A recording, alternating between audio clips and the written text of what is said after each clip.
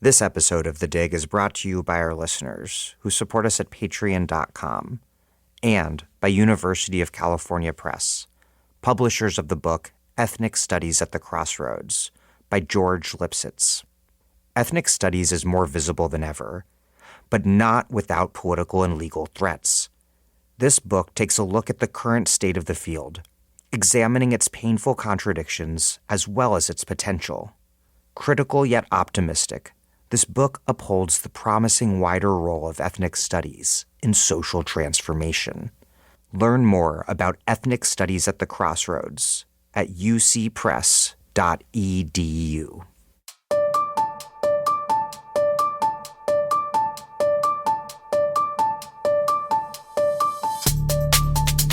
Welcome to The Dig, a podcast from Jacobin Magazine.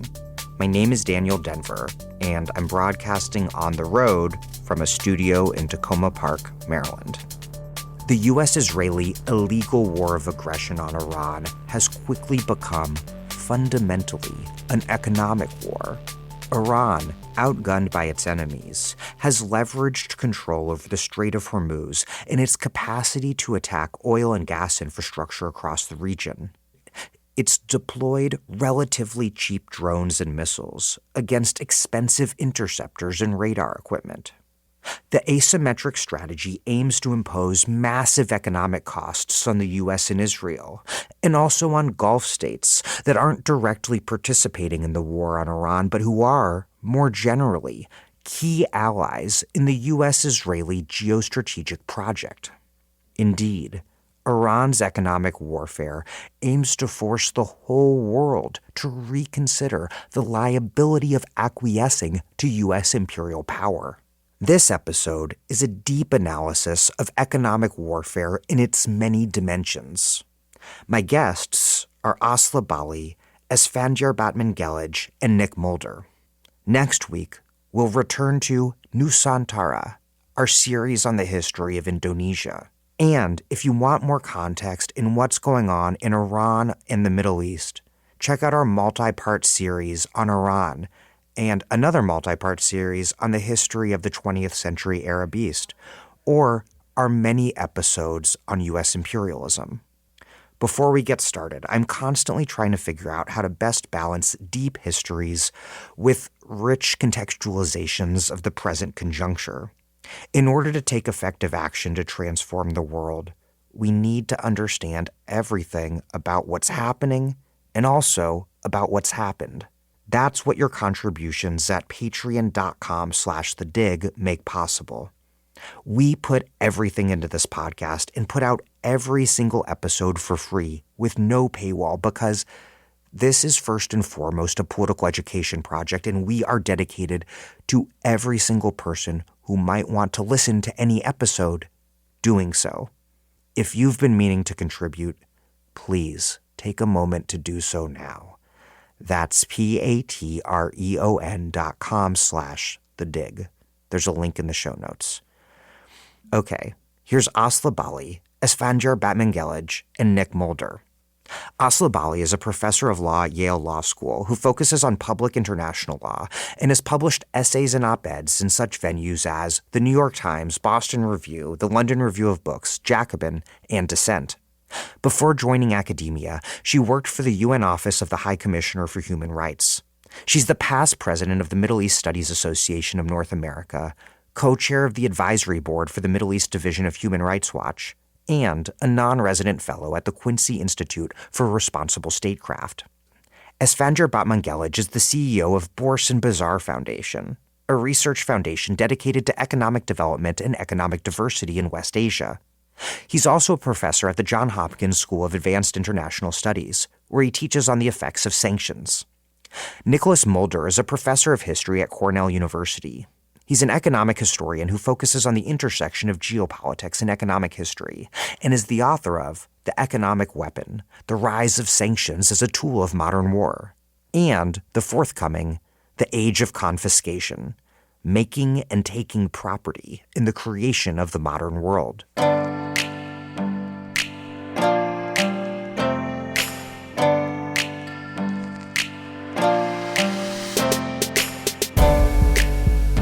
Aslı, Bâli, Esfandyar Batmanghelidj, and Nick Mulder. Welcome to The Dig. Thank you, Dan. Great. Thanks for having us, Dan. Nice to be here. Great to be here. Dramatic things will have likely happened in between now, this moment when we're having this discussion, the morning of Wednesday, March 25th, and whenever listeners are listening to this episode. So we should keep our analysis at a level of abstraction higher than the hour-by-hour vertiginous twists and turns of this truly unfortunate, catastrophic war. But it seems safe to say that no matter what happens, that this will end in some sort of major strategic defeat for the United States, and also maybe in a more medium or long-term sense for Israel, whose actions since the onset of the genocide in Gaza have just continually eviscerated the popular consent for the long-standing U.S.-Israeli alliance. And what seems most remarkable to me, I think, is that this strategic defeat, the contours of the structural features of the conflict that make that defeat inevitable, were evident from the very first moments of the war. Just to start out, before we get into a lot of different facets of this, particularly the geoeconomics and economic warfare at work, what's your assessment of the overall strategic dynamic that we're seeing unfold? So I think there are several dimensions to the question that you just asked, Dan. On the one hand, there's literally the war itself. And I think that the decision to escalate did put this war on a path of strategic defeat, because escalation in the place of diplomacy, and particularly escalation in the midst of diplomacy, has greatly harmed the possibility of returning to any kind of a meaningful negotiated path, but B, shifted this conflict into a domain in which the United States and Israel are going to be at a disadvantage, because the logic of escalation entails regional disruption and global economic spillover that particularly the United States doesn't want. And of course, and I'm sure we'll get into this, the US and Israel have increasingly divergent interests here. And so it's also a matter of saying, to define a strategic defeat, you have to have a strategy or be able to define what goals you're pursuing. Israel's able to define those goals. To my mind, their goals are not even just degradation of Iran, but actual destruction of the state, regime collapse, but also destruction of the material capacity to reconstitute a functioning regime and state.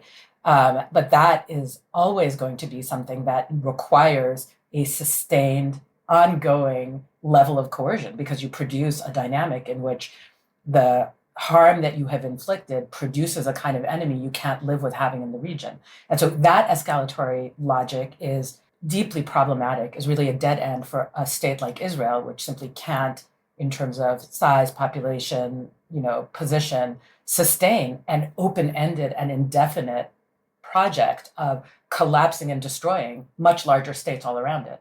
And so while it may pursue maximalist goals of greater Israel in its immediate near abroad, seizing territory from weaker adversaries, the idea of crushing a very large and distant, relatively speaking, adversary and then keeping it down is unattainable, and therefore is a path to strategic defeat. For the US, it's not clear what the strategy is, but whatever it is, the level of regional disruption and global economic spillover has already produced harms it can't justify and it can't manage. So there are those kinds of strategic defeats. But then you also, implicit in your question, said, isn't this also eroding the basis of consent domestically in the United States, A, for the US-Israel partnership, and B, just for Trump's self-presentation as a political figure in our political landscape, who claimed to be the person who would get us out of the Middle East, who would not produce more wars, who was an economic manager, et cetera. All of those narratives are undermined almost instantly on the day that the war begins.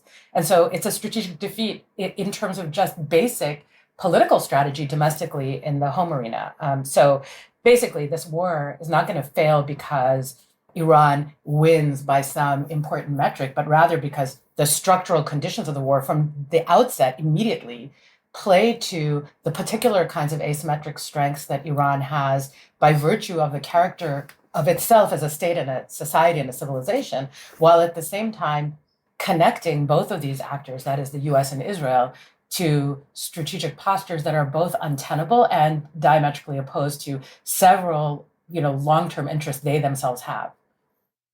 Yar. I mean, I think that was an excellent breakdown by Aslı. There are a few things I'll build on. I mean, the first is to say that those structural factors that led the war to play out this way, in particular the asymmetries in terms of power between the US, Israel, and Iran, and the fact that Iran was able to sort of turn those asymmetries on its head and push this conflict into an attritional war. I think it's correct to say that, there isn't a victory at hand for the US and Israel. But at the same time, if we're going to say that, the US and Israel are facing a strategic defeat, I think it's also important to acknowledge, and it may be banal to acknowledge this, but it is important that Iran is also facing a kind of strategic defeat in this conflict. I mean, there really are no winners here. And I think that's the really profound feature of this war, is that in some ways, that should have been completely foreseeable for the United States and Israel. I mean, they certainly believed in their capacity to kind of create material destruction within Iran. And although I agree with Aslı that they probably don't have the stomach to go the full way of trying to really degrade Iran's capacities completely or to try and change the regime, at the end of the day, they are creating significant disruptions for what was, in the context of the Middle East, an unusually prosperous, functional country with a high degree of state capacity. There's a big question mark around whether Iran can continue to be those things in the aftermath of this war. And so that represents a kind of strategic defeat on the Iranian side. But ultimately, what we're dealing with now is the difficulty of trying to find a formula for a ceasefire and a durable peace to follow in a conflict where no one has won. And that is actually sometimes the hardest thing to do, because if it was very straightforward for one side or one party in the war to declare that it had succeeded in its aims and had become sort of the victor of the conflict, and there was an obvious loser, the terms of the peace would be sort of easy to understand. But, I read today that basically every day the President Trump is being shown a kind of highlights reel of the biggest airstrikes that the U.S. Has achieved, and officials have told journalists that they are not able to give Trump context around those airstrikes. So it's very deliberately meant to be like a rosy picture of what's happening in the war. But, in some ways, you can see the U.S. system trying to convince itself of victory when that victory is certainly not at hand. And a rosy picture that looks like a video game. Exactly, yeah. An unreal picture of a war that is very real. Nick?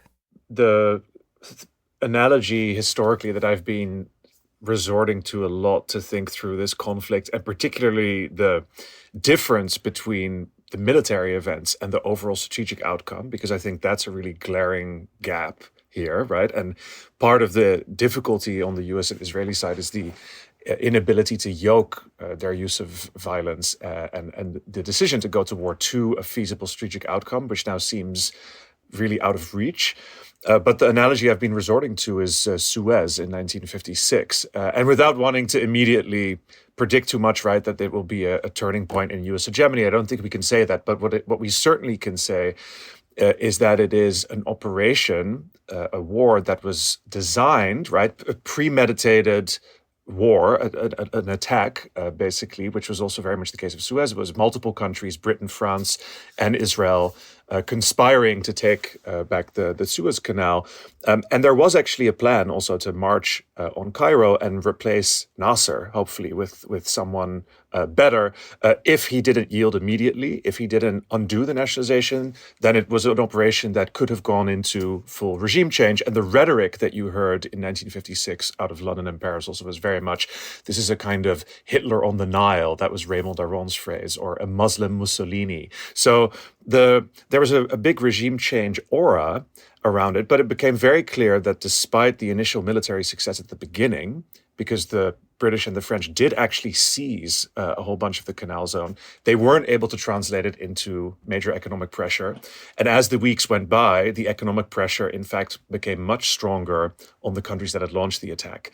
Now, the United States played an important role in that, and there isn't really yet that larger power that is able to bring that sort of pressure to bear. But I think in terms of military success at the tactical and operational level, failing to produce any kind of strategic success and in fact backfiring into strategic defeat, I think that's definitely something that we can resort to understand the current situation.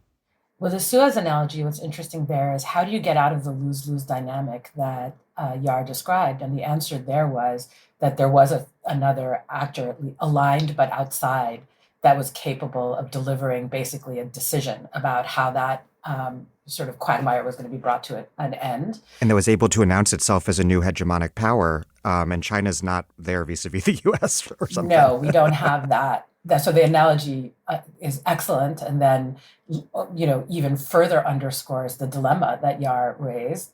And then the other thing I would say is that, yes, it's true, of course, everything Yar said about the catastrophic character of this war for Iran itself in every possible respect.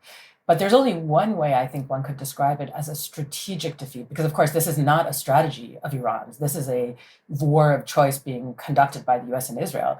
But the sense in which it's a strategic defeat that I thought we should also just mention is that this is a defeat of deterrence. And that is going to have incredibly important implications for Iran. So Iran's strategy in response to truly astonishing levels of provocation over the last couple of years has been restraint, right? And also disavowing publicly the pursuit of a nuclear weapon and systematically returning to a table, despite the fact that its interlocutors were committed to an obvious path of not just confrontation, but actively seeking to kill the negotiators.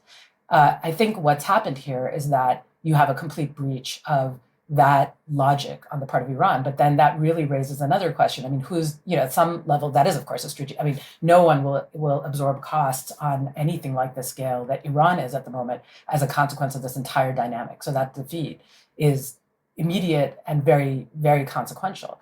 But, what is the purpose that's being pursued by the US and Israel, ostensibly, amongst other things, to deter Iran itself from pursuing a nuclear weapon? And the strategic defeat of its deterrence posture until now conveys a message not just to Iran, but to every state that is in anything like an adversarial or even uncomfortable relationship with the United States, that it needs to very seriously and immediately accelerate in the direction of a much more convincing deterrent, namely a nuclear deterrent. And we immediately see France change its nuclear posture essentially overnight. And, while Saudi Arabia is not going to announce a change of nuclear posture in quite the same way, or Turkey or Egypt or any other actor, they're not missing this message, and nor are any range of others globally. So, I mean, I just, thinking about what it means to understand Iran as suffering a strategic defeat, I think also has global implications. Iran's hybrid military economic warfare has upended the global economy, energy markets, food production, missile and drone attacks aimed at, on the one hand, degrading U.S. and Israeli missile defense and radar systems, on the other hand, threatened or directly hitting energy infrastructure, and of course, most dramatically, all but closing the Strait of Hormuz to shipments of oil, gas, fertilizer, petrochemicals. Warfare has always been fundamentally an economic conflict, but have we ever seen an asymmetric military strategy against an imperialist aggressor or really, have we ever seen any sort of military strategy in whatever context so deftly exploit choke points in the entire global capitalist economy like this? Is this novel, and does what we're seeing change the way we think about warfare going forward?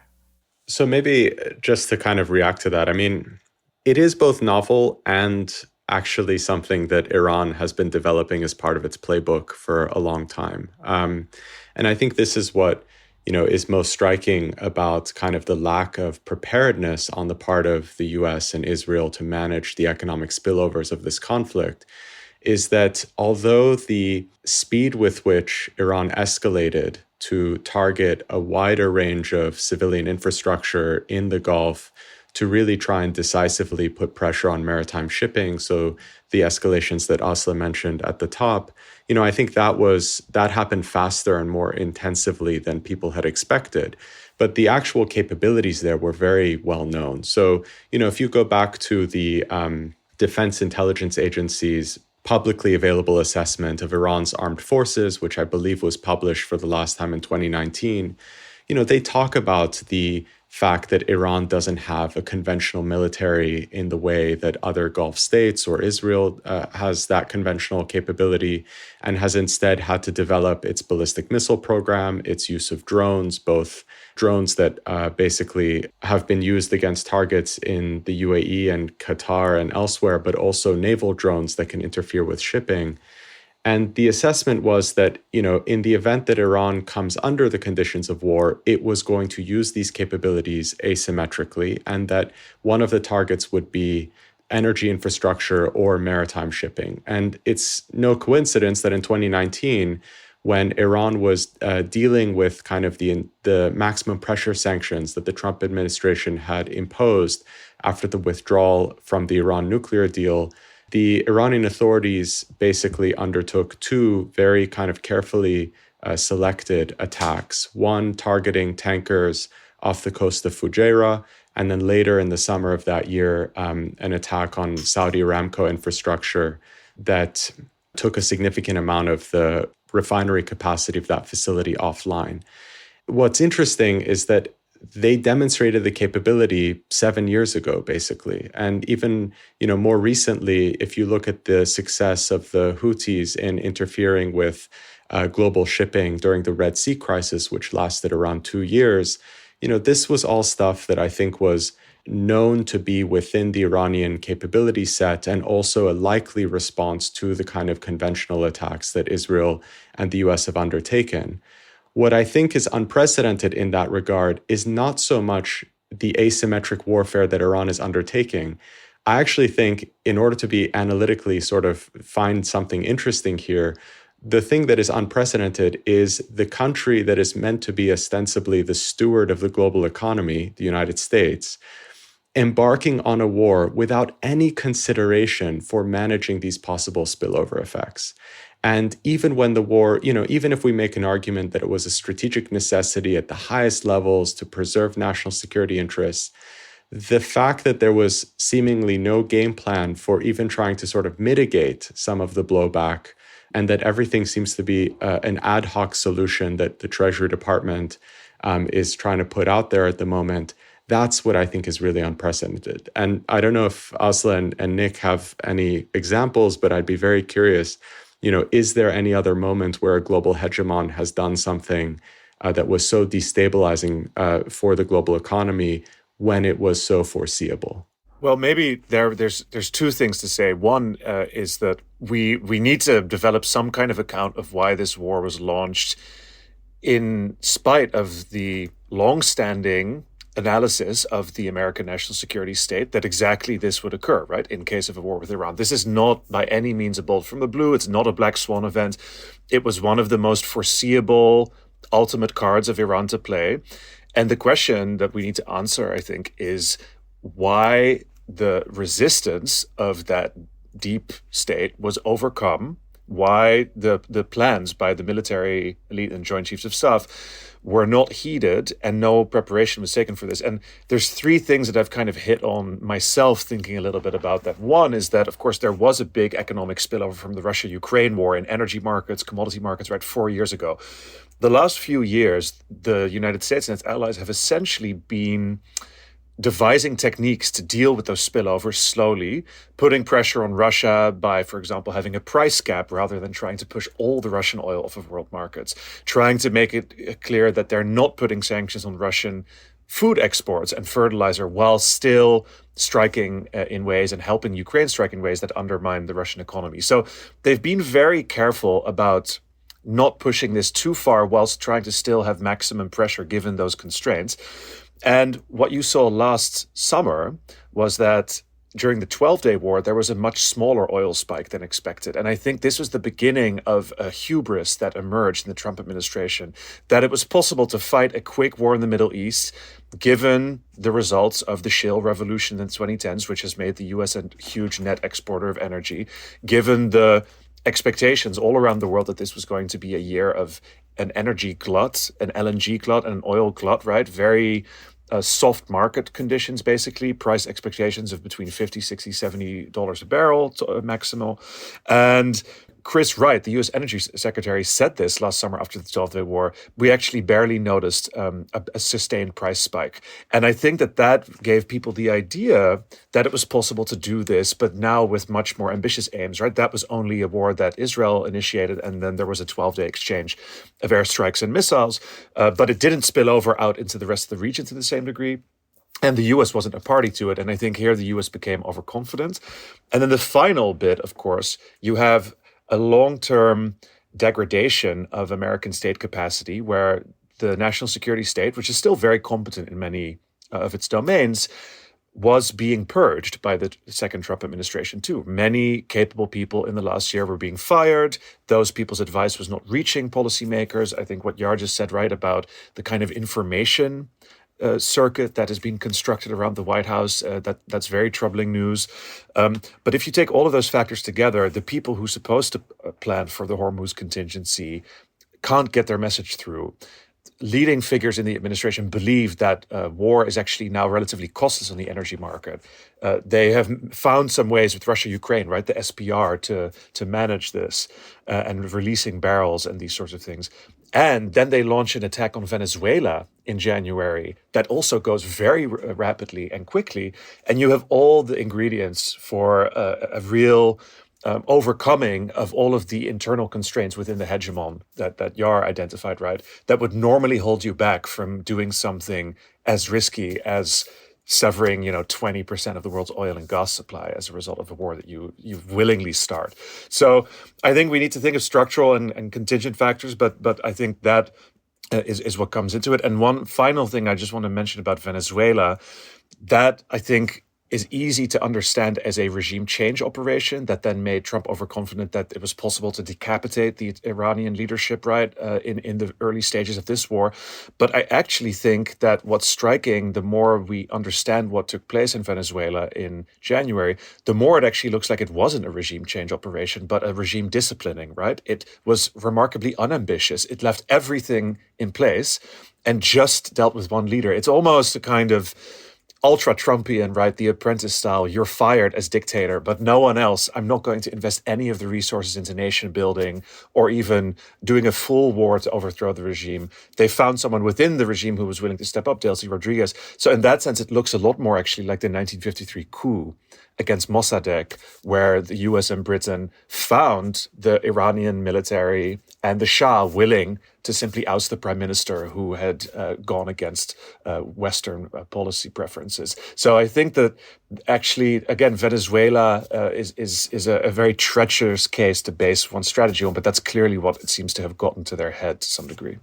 I do think the added element to Nick's account is the protest, of course, in Iran in January that created the belief that it was ripe for this kind of a change. And I would say, the Apprentice model, is your fired model, is a great way to describe Venezuela. Another way to think about it is a kind of hostile takeover, where you preserve the structure of the corporation, you just take ownership of it. And that's essentially, I think, how Trump is thinking of this. And it's very striking that there must be a very significant gap in the level of policy or intelligence that is making its way to the president for him to think that a hostile takeover model a la Maduro would work in Iran, that you would keep this corporate structure and somehow nonetheless be able to own it. And it's a complete category error, of course, but it is those factors. I agree with you. But returning to your core question, Dan, of have we seen something like this before, et cetera, another dimension of what's happened in Hormuz that's worth noting is that, of course, choke points have always mattered, but they haven't mattered in the way they matter today in the 21st century because we haven't had the degree of integration that we have now, right? So part of it is, like the story we were just hearing about was, gambling around how can we address energy shocks. But of course, as you pointed out in your setup, this isn't just an energy shock. This is a shock that is energy, insurance, shipping, food supply chains, fertilizer, et cetera, simultaneously. So first of all, you have the integration, meaning that you have supply chains that are dependent in ways that can't easily just be replaced one for one in the way that we might think of oil markets standing alone. But secondly, you have a context in which local leverage can produce global effect almost instantly. And of course, here, Iran geostrategically is located in a place that really emphasizes this reality. But how could you do otherwise? I mean, this is a question, right? If you're going to have a globalized, interdependent world economy, and you're going to have a United States or other actors serving as the kind of glue that hold that system together in the center of its global financial infrastructure, and then you have that same actor resorting increasingly to coercion to pursue its strategic ends, that is simply structurally unsustainable. Why? What would be the alternative, for example, to choke points? There are alternatives, right? It's not necessary that one place be the sole place that 20% of oil infrastructure travels through. The alternative in the region would have been pipelines. And in fact, there have been several pipeline projects that have been undertaken for that purpose, but they carry about, I think it's something on the order of 10% all told of the amount of oil that actually transits the straits. And that's because in order to have oil pipelines serve the same role, you have to have transnational cooperation, meaningful integration, and strategic alignment across a multitude of borders and sovereignties that all agree that they're committed to the same project. This was the logic of European economic integration. The idea is European economic integration, or any form of economic integration, facilitates peace because it creates a system in which everybody loses when you defect from that system. So everybody has an incentive to remain committed to the sort of increasing of the size of the pie, let's say. So the Middle East is a particularly inhospitable place at the moment for coming up with a full regional integration that would sustain an alternative structure to the choke points that would distribute risk and produce the kind of maze of pipelines that you would need to physically transport the same kinds of goods without having to pass through a single narrow channel. But on top of that, even if it could have that regional integration, it's the United States, the very guarantor, and now I'm just coming back to where Yara began, of a system that depends upon a degree of stability and a willingness to forego that kind of coercion for its stability to be sustained. It's that actor that's supposed to be the guarantor that's decided that its best tool in its arsenal to achieve its policy ends is pure coercion. And in that model, Iran, again, it's like it goes back to the answer we gave in the first question. It's a strategic approach that internalizes its own defeat. It simply cannot succeed. It's not that Iran came up. It's true, of course, as Yara has said, that Iran has had these plans, developed them, they've been well known, and so forth. But Iran is in this position for two reasons. One, the region as a whole is not capable of integration, in part, again, because of the conditions and terms of Pax Americana in that region, the kind of enmities and adversarial lines that have become entrenched over the last 75 years as a consequence of how the region is organized, which has been overseen by the United States. But secondly, Iran has the benefit of being able to resort to the choke point and stop because the government decided that it was going to use maximum coercion in a way that undermines the conditions that make global economy possible, that is to say, stable integration. So if you have your basic economic model dependent on that degree of global integration, and then you bring coercion into the equation, you empower the actors that are in these asymmetric positions. We haven't seen something like this before because we haven't had this degree of integration before, combined with a hegemonic actor willing to resort to coercion and create the asymmetric conditions for any actor to want to incur the costs of triggering the choke point. I want to return to this matter of how surprising it was for me that the U.S. was so taken by surprise when Iran did, as you all have all described, did the very obvious thing of asserting control and all but shutting down the Strait of Hormuz. And I wonder how deep this myopia runs, because thinking back to last year when Trump tried to ramp up the trade war on China and seemed absolutely shocked that China had an economic weapon of its own to use, which was tightly restricting the export of rare earths, which are absolutely critical to so many facets of the U.S. and global economy. And the Trump administration was apparently caught by surprise because they very quickly backed down. Why has the Trump administration more generally been unable to understand that adversaries / enemies like Iran and China have economic weapons of their own and that they're capable of using those weapons? Is this myopia particular to the MAGA right, or is it perhaps symptomatic of a deeper, more bipartisan rot in the U.S. imperial imagination, an almost inability to understand that other states have capacities and agencies? So I think that there is definitely a broader problem within the American elite when it comes to understanding the strategic imagination of other countries. And for a long time in the sanctions space, particularly the last 10, 15 years, you would hear justifications for the use of sanctions that oftentimes invoke the fact, actually, that Russia was weaponizing gas and oil, that China had been playing unfairly and was also heavily intervening in its economy. So there was always a kind of projection from the United States that other countries were weaponizing the economy. In reality, however, the US was really very clearly dominant when it came to financial sanctions. A lot of other countries waited for a very long time before they actually did so. And I think even with Russia, right, which had used against Ukraine gas cutoffs in 2009 and at some other points to try and influence Ukrainian politics. The Russians were very loath to cut off gas supplies, and they only really did it once the war in Ukraine began and Europe massively swung behind sanctions against Russia. And even now, right, there's still Russian LNG coming into Europe all the way until next year, and potentially much longer if Europe's LNG supply remains cut off. So the degree to which other countries were willing to go was always quite limited, but that was always premised on what Aslı was just talking about, the fundamental assumption that the United States, despite its overreach in certain areas, was still willing to create the conditions for the reproduction of a sort of integrated and stable and predictable system of globalization. And I think what we've seen in the second Trump administration is that all those assumptions about predictability in the foundations of globalization are out the window now. And that really changes the equation. The Chinese had used rare earth controls too against Japan in 2010, but they had used them very specifically without talking about it. It was really something that the CCP forced Chinese companies to do under the table, and that hit the Japanese companies involved hard. They had done a ban on the import of Australian coal in a few years ago. That too backfired. It did not mean that Japan and Australia keeled over immediately. But the big factor there, why did they not concede, was that they, of course, drew closer to the United States. They had the US as a superpower to fall back on.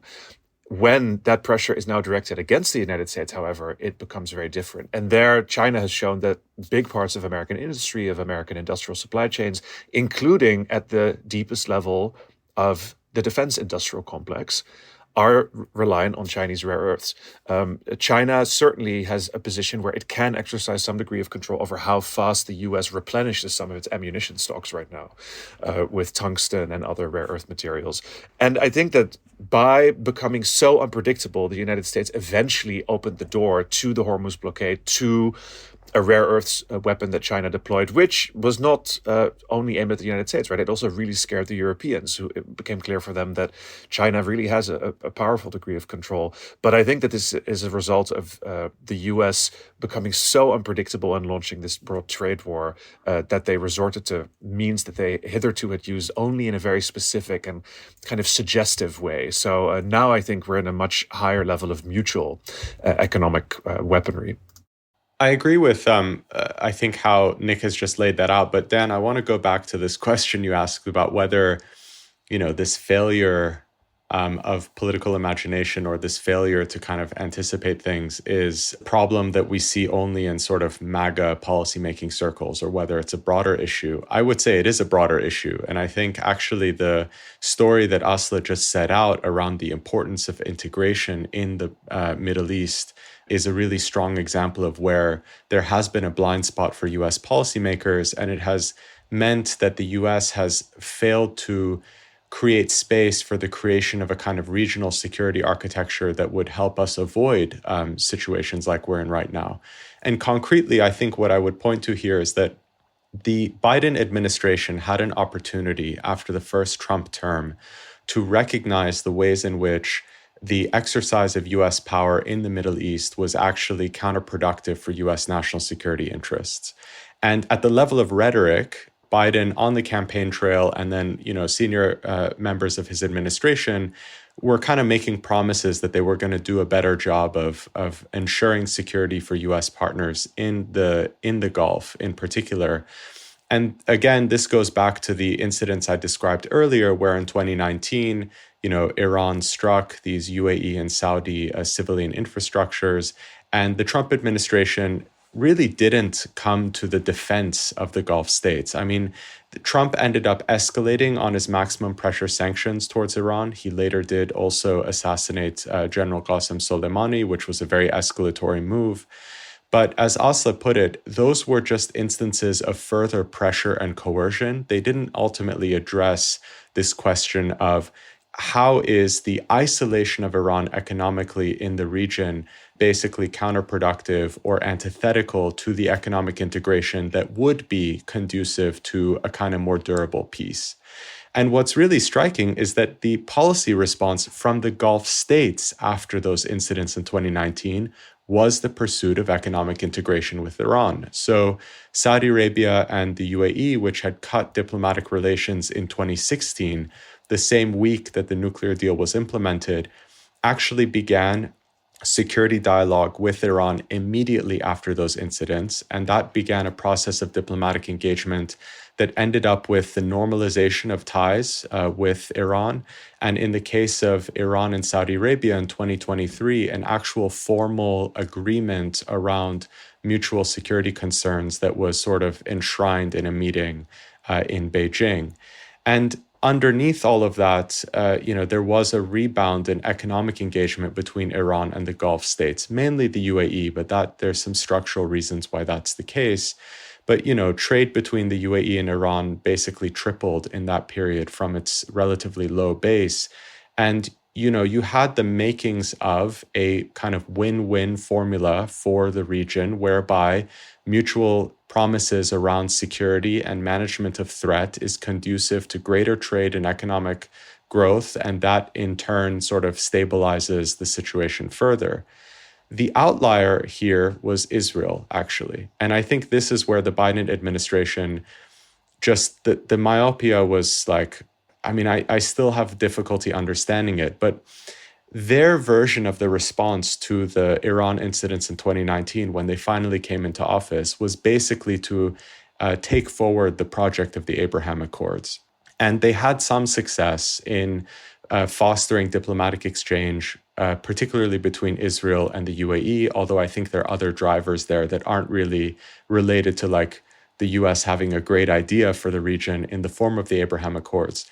But the one example that I sort of tend to bring up is, having spoken to Saudi officials about this last year, they, in private settings at least, are very critical of the inability of Biden administration officials to just simply hear what they were saying in meetings about kind of dynamics in the region.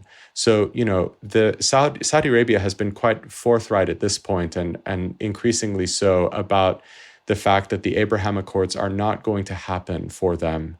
We have to see whether the war changes those calculations. But up until the war, I think that was clearly the decision that had been made. A lot of that had to do with dynamics after the genocide in Gaza, but it also has to do with this recognition that Israel is a sort of revanchist and increasingly sort of extremist force in the region, not exactly a country that you can engage with any kind of accord. And the consequence of this was that whereas the Biden administration had an opportunity to create a kind of regional security architecture that at least solved the mutual threat perception between Iran and the Gulf, and that would have been profoundly stabilizing in the region, they were so committed to finding a way to actually continue to isolate Iran. Fundamentally, that was their disposition. Find a way to keep Iran relatively isolated and instead try and bring Israel into the center. And that was never going to be tenable, and it didn't hold. And so I think, to round out my thoughts here, the striking thing for me about the outset of this war is that, in a sense, the one country in the region that had not actually embraced a policy of integration at any level and had not moved towards the kind of economic integration or political exchange that is, kind of conducive to the post-war moment that we saw in Europe, that country being Israel, was ultimately the one that in its isolation from that regional political and economic project, felt that it had both the latitude and the reason to engage in this escalatory activity, to think very zero sum. And I think ultimately that's the diagnosis we have to make. And, whether it's the Trump administration or Biden administration, the US doesn't seem to connect those dots. And I may be missing something, but I think that's the obvious picture that they should be seeing. I mean, I think there's like a narcissism that flows from the jingoism of hegemonic imperial power that's not so different from an individual narcissist who actually can't understand the interior subjective life of other people being a reality. And then add to that a narcissist being president, and then you've just compounded the problem. Yes. A narcissistic president of a narcissistic imperial hegemon. Yikes. Aslı? Just thinking generally speaking about how do we explain shock in the presence of something that is entirely predictable? And one of the ways I think about this is just the US is itself so idiosyncratic in so many ways that it's even if it wasn't narcissistic, its capacity to place itself in the shoes of countries that face actual existential threat or actual lived experience of war on their own territory is so limited by just the reality of the experience of all Americans and American leadership of being, a continent that is surrounded, moat style with much, much smaller neighbors that are incapable of presenting a military threat of any kind, et cetera. So in a sense, it's structurally set up for a problem of perceptions. And this is especially heightened, and to my mind, is connected to the relationship between geoeconomics and economic warfare. So I'm just going to pivot us in that direction. But I'm just begin with the point on US policymakers. They tend to view the forms of pressure that they're imposing, whether it's sanctions or threats or direct strikes even, as part of a sort of cost-benefit calculation that's going to trigger economic rationality, risk aversion, preferences for short-term loss avoidance, et cetera, ways that they themselves are in the habit of thinking when confronted with a policy challenge that does not involve, because they never do experience anything like meaningful existential threat that triggers a completely different set of scripts in response to real coercive conduct that bespeaks a willingness to continue to go further. They may not even, I think, American policymakers understand not only the escalatory character of the logic they're triggering, but their own appetite for escalation. In other words, they in fact engage in kinds of escalation that they have a self-narrative about their own restraint. That in fact it's always the counterparty, someone else is driving the escalation, when in fact it's the United States that introduces the quantum of coercion to begin with and continually is willing to go up a ladder of ratcheting. And all other actors that are confronted with that reality, of course, have a completely different set of scripts and entrenched assumptions when they're confronted with even the first instance of the willingness of the United States to resort to coercion, because the US has produced a demonstration effect over and over and over again, particularly in this region, destroying country after country, Afghanistan, Iraq, Libya, in the name of a variety of different kinds of pursuits, always presented in a kind of self-justificatory manner in terms of incredibly, the benevolence that the US is bringing to the populations at the receiving end of its bombs. But, the counterparties understand this in a way that intrinsically the United States fails to, for a variety of reasons, including just its own structural position. So there are habits built up over decades of thinking things like sanctions work if you apply enough pressure, against the backdrop of a literal empirical record of zero instances in which sanctions have had that effect, but nonetheless a continuous belief in the cost-benefit calculus underlying sanctions, that we can just increase the pain point enough, we can just go after the tendons of the system effectively enough that they're going to cry uncle, the continuous belief in that shows of force restore deterrence every time. The belief in that. And of course, as we've discussed in the earlier period of our conversation, examples like the assassination of Qasem Soleimani, the decapitation of Maduro, these just only lend to this belief set, right? They're overvaluing the so-called successes of that logic of shows of force restore deterrence and completely discounting all the gazillion examples in which instead what they've done is entrench and deepen conflict and draw them into a never-ending cycle. Okay, so how does this connect then to the geoeconomics and economic warfare question? And this goes back to your China example, not just the Iran context, is these are actually ideas that are on a single continuum. Geoeconomics is, the broader use of economic tools for strategic ends. Economic warfare is the coercive and adversarial edge of that, using those tools coercively to weaken or compel an adversary. If you're the United States, willing to resort to coercion as not the last resort, but the first resort, your counterparts are confronted with a world in which there isn't a distinction between geoeconomics and economic warfare, that all of these moves are forms of economic warfare. And it's easy to understand why that's the case. I mean, China is a perfect example. The US is saying on its own side, we're going to impose export controls on semiconductors. We're going to restrict investment. We're going to decouple or de-risk, and presenting this to itself and to its own population as protecting national security, managing strategic competition, whatever it is, explaining it in geoeconomic terms. But from China's perspective, totally understandably, it's an attempt, first of all, explicitly to slow technological development and constrain the rise of that state, which is, of course, an attempt to coercively compel an adversary to be degraded, which is economic warfare. And so China's interpretation of this as a form of economic warfare then means that it's going to go to countermeasures that, for whatever reason, the United States has discounted previously, in part because of its own narrative about what it's up to, what it believes its intentions to be. So, of course, they're going to restrict rare earth exports. Of course, they're going to leverage dominance in key supply chains. And this is also the logic that Iran is going to pursue, because they understand themselves as pursuing defensive measures against a powerful actor that is engaging in a form of warfare, coercive threats to the nation, and sovereignty protection. So that targeted coercion that the United States imagines it's using for economic leverage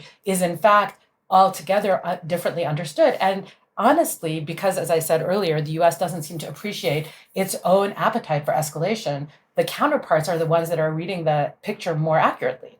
I mean, indeed, the United States is engaging in economic warfare and then outright warfare, and failing to present it in those terms to itself, to its public, but also just internally, I think, not policymakers, not the deep state that Nick spoke of earlier, but the high senior level elected officials have a self-narration in which they genuinely are shocked when they apply massive coercion and they're met with resistance. And that story itself, I think, points to something reasonably idiosyncratic about the United States when it's acting as the hegemon in the system, which is its own geostrategic position means it never experiences, has never been confronted with the actual risk portfolio that every other state that it is engaging with confronts. Nick, let's put this all into the longer history of economic warfare, the topic of a book you wrote called The Economic Weapon. What's new about the sanctions regime that the U.S. has developed over recent decades, and what aspects of economic warfare are far older, even ancient? And then to follow up on Aslı's point there, how does the rise of geoeconomic competition over the last decade, the sort of compulsion upon all states to merge national security and economic strategy, resulting in significant part from the U.S.'s new Cold War on China, the attempt to deny China access to high value-added semiconductor technology.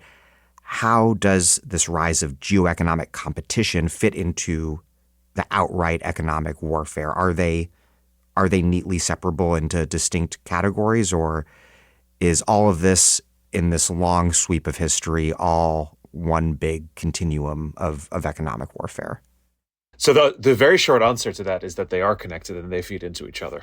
But I think it's helpful to think historically in terms of periods where economic integration, which always has distributional effects, which always has political implications, which is never geopolitically neutral, even when we all believe that there is peace in the world and globalization is only leading to the equality and good feelings between all peoples. Even then, there are, of course, always major differences in power. But there are certain periods where most countries buy into those integration projects, and that can then cohere into a larger form of openness. Interestingly, if you look at the last 400 or 500 years of capitalist history, or the rise of capitalism and then the birth of modern industrial capitalism and the modern system of globalization that we have, those open systems have been the exception rather than the norm, right? And the norm has been something that in the early modern period was called mercantilism, The idea that the interests of the nation must be defined economically and defended by the state in the interest of the people, and that there is no such thing as an apolitical participation in the economy. But nowadays we call that geoeconomics. So one way of thinking about geoeconomics is just it's a modern day version of mercantilism. Some people call it neo-mercantilism now. I think that works just as well. But there are a bunch of interesting differences if you look at it over time. A lot of the period from the European conquest of the Americas all the way to the post-Napoleonic era, when Britain became this free trading power in the 19th century, was a period of overt coercion, company states, monopolies, trade routes, right? Wars being fought over trade routes and for commercial reasons, so economic reasons to go to war in a very overt way.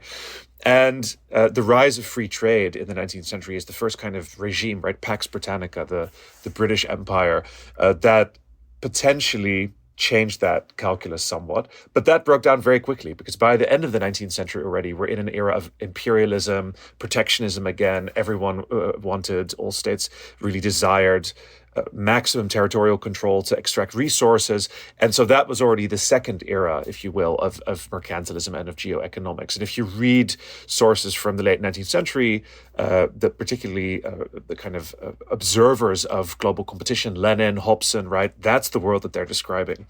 And then that continues all the way through the interwar period, which is the period when you get the breakdown of the world economy, a really deep retrenchment into protectionist blocs. And it's only American hegemony and Pax Americana after 1945 that again inaugurates this period of open integration, in which there are sanctions being used. Of course, sanctions were an essential instrument of the Cold War, but they did not really interfere most of the time with the booming growth of the capitalist core in the global north.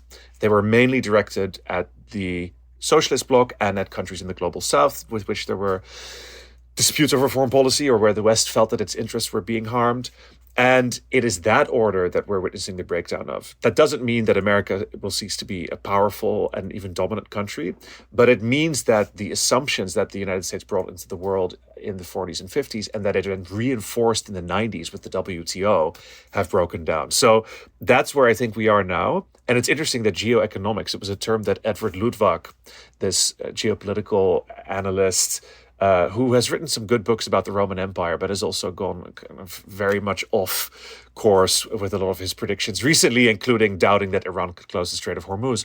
He coined this term in the 90s, and he said, well, now that the end of the Cold War is over, we're not going to have kinetic military warfare. We're just going to have commercial rivalry. So for him, this was actually a sort of sublimation of rivalry of military power. Now we see that obviously now that's not at all the world we're in, right? We see that economic rivalry is feeding into escalation. So they are very much connected. And the one thing I will say about the US controls on Chinese imports of semiconductors is that they are a very important turning point in how we understand this. And so what Aslı was talking about just now, the inability to see this as escalatory is a really big part of the problem. Part of that is essentially habituation, I think, on the part of American policymakers of all stripes. Sanctions were a disciplining tool for a long time, used against post-colonial countries, used against communist adversaries, none of whom constituted a major and important part of the world economy. There were some economic pressure instruments brought to bear on allies, notably Suez that we talked about, right? Then they were very important, but they were quickly used and then taken off again. The US definitely did threaten allies with all sorts of pressure, but oftentimes it was precisely the threat that worked, and they didn't have to be actually imposed. Now, what it makes the 2022 Biden administration restrictions on semiconductors, those export controls, so important is that for the first time, the United States started to roll out an export control regime, not against the Soviet Union, against a relatively small economy in the global capitalist system that was trying to stay out of it, but against a very large, quickly growing, rapidly integrating, and also very fast innovating part of the economy that, moreover, had an enormous amount of human capital, of technological resources with which to indigenize and try and develop this technology itself. China is now devoting more than 0.5% of its GDP to investment and R&D in the chip and semiconductor industry, broadly speaking, which is already more than the US devoted to the Manhattan Project. So this is a all hands on deck national effort by the Chinese party state and the entire innovation ecosystem that they have created, and the Chinese private sector, which benefits from this, to overcome restrictions that have been leveled against China as a nation. And as Asla said, the rhetoric being used by American officials has been so callous about this sometimes. I've heard people describe this in literal terms as throwing sand in the gears, right? A very petulant kind of childlike behavior that can only, I think, anger the people that are exposed to it. And moreover, that because China is in fact not a small, meek country that has no ability to retaliate or even overcome these constraints in the long run, as it seems they are doing at a much faster pace than expected, the result of this is that we're in a world where in the next few years, China will probably have all the domestic production capacity here that it needs. The US will be largely shut out, and its companies, including NVIDIA, will be largely shut out and losing a lot of market share, not part of that innovation ecosystem. And a lot of the Chinese will now know that the United States has tried to essentially trip them and will feel less inclined to trust the United States when it then tries to improve relations and mend things. So the credibility of détente, right, of a kind of economic peace agenda, which one would have expected perhaps the Biden administration to pursue precisely as a response to relative decline in American power. In fact, this escalation of the chip export controls, I think we're going to look back on it as a major moment. And the question is really at what point the Chinese decided that this was the main challenge for them. I've heard some people in China who have pointed to an even earlier date, that it wasn't October 2022 when the Biden administration rolled out these chip controls. It was actually when Canada arrested the daughter of the Huawei founder in Vancouver in 2018 in the first Trump administration, which was a Rubicon moment for Chinese tech executives when they realized all parts of our supply chain can be interrupted by the United States and our board members can be arrested in the West. We must at all costs get rid of this dependency. And that's already 8 years ago now, right? Almost 7-8 years ago. And so they have devoted tremendous effort to getting out of this. And I think that that's going to be a major moment where a lot of structural leverage for the US was lost. I'm just going to say one quick thing and then turn it over to Yar. But that was, again, such a generative intervention. And it points to one thing that I think is overwhelmingly missed about sanctions. So on the one hand, there are important things to say about sanctions as compared to kinetic warfare.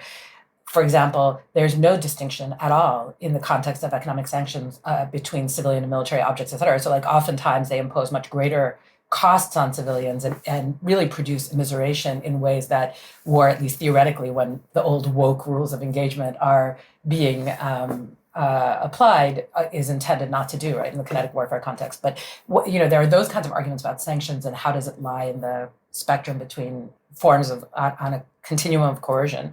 But another thing that is really clear in what Nick just said is that sanctions actually are not a way for the country imposing those sanctions to directly control outcomes, which they believe they can do, right? They can impose economic coercion in order to compel a particular kind of behavior. That's the essential logic.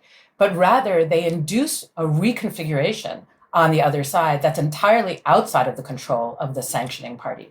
So you see this in Iran in spades, right? Iran, basically, you have a revolution, and almost immediately, I think one could argue that the current moment is just one of many moments where an ongoing half-century-old Cold War that is essentially a continuous war from the day that Iraq invades Iran with Western support and declares its, sort of military project against Iran, and the United States declares an emergency in the wake of the revolution for IEPA purposes and then resurrects that emergency annually as a basis for imposing crippling economic policies against Iran. But from the Iran-Iraq war through the containment strategies of comprehensive embargo in the 1990s, through the Iraq war, actually, of 91 and then 2003, et cetera, you've had an American approach of using both kinetic and economic coercion to configure the political economy of the Gulf with centrally the idea that they can control Iran. And the response to that has been an Iran that precisely produces a regime that's not amenable to hostile takeover, as we were discussing earlier,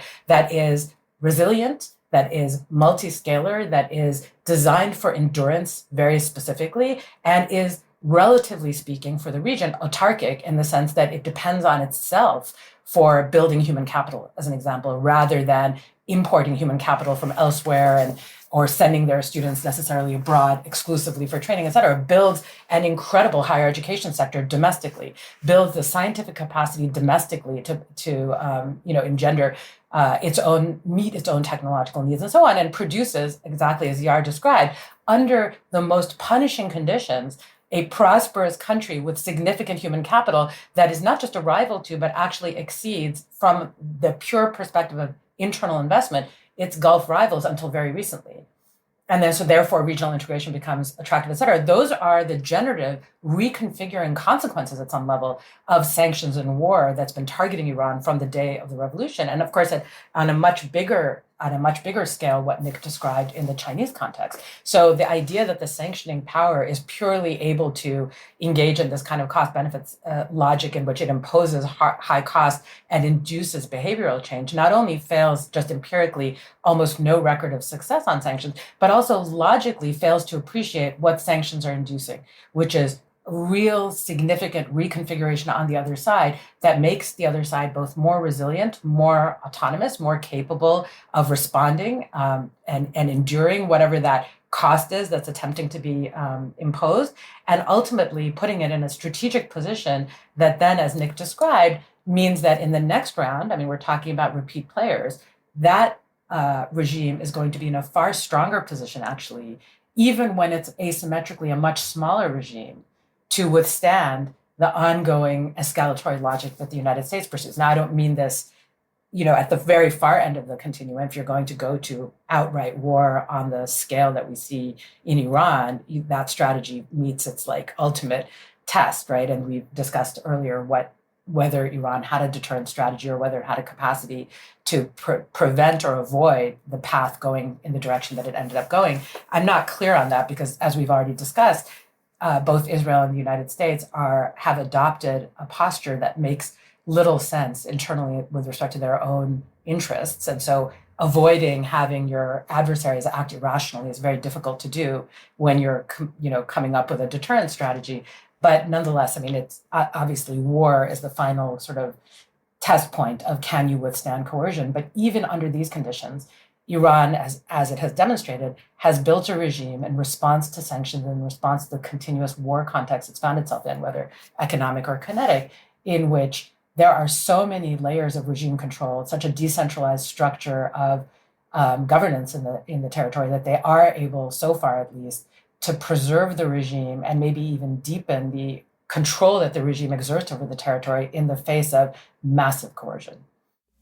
Yar, you wrote a fascinating article on the Shahed 136 drone for Phenomenal World, and I want to ask a bit about the military dynamics of the conflict, the military dynamics more narrowly construed, because we've been talking about the economic warfare at play, especially in terms of the direct impacts on the global economy through tightly restricting traffic through the Strait of Hormuz, targeting energy infrastructure across the Gulf.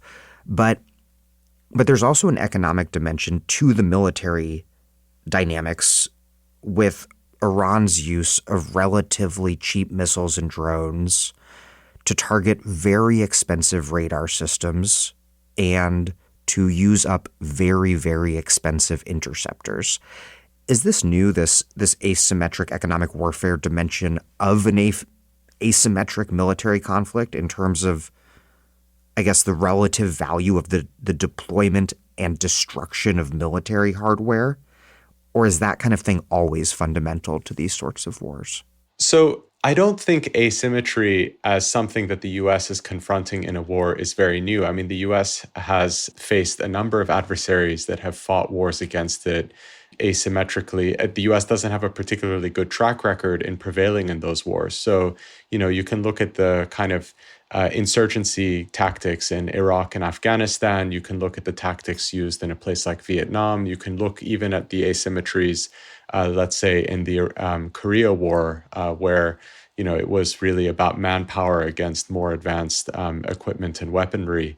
But generally speaking, I think what's interesting about Iran's approach to an asymmetric kind of warfare is how it connects to what Aslı was just describing as sort of the nature of Iran's economic composition and Iran's level of economic development. So this is a country that, has actually produced a significant amount of economic development since the Islamic Revolution. So it's, important to kind of put this into context because I don't think Iran's economy is often well understood. But from the end of the Iran-Iraq War until the real intensification of the sanctions in 2012, the Islamic Republic was about as good as any other kind of middle income, upper middle income country at producing greater prosperity for its citizens. So Iran was tracking with Turkey and actually Poland in that period. Now, you might say that Iran has oil and the other countries don't, but Turkey and Poland were kind of connected to the economic engine of the European Union and had benefits of being in sort of a more definitive Western bloc in a way that Iran was not. And so on face with whatever capacities or qualities that it had in its economy, Iran was producing a pretty significant level of economic development, industrialization and economic diversification being kind of the cornerstones of that project.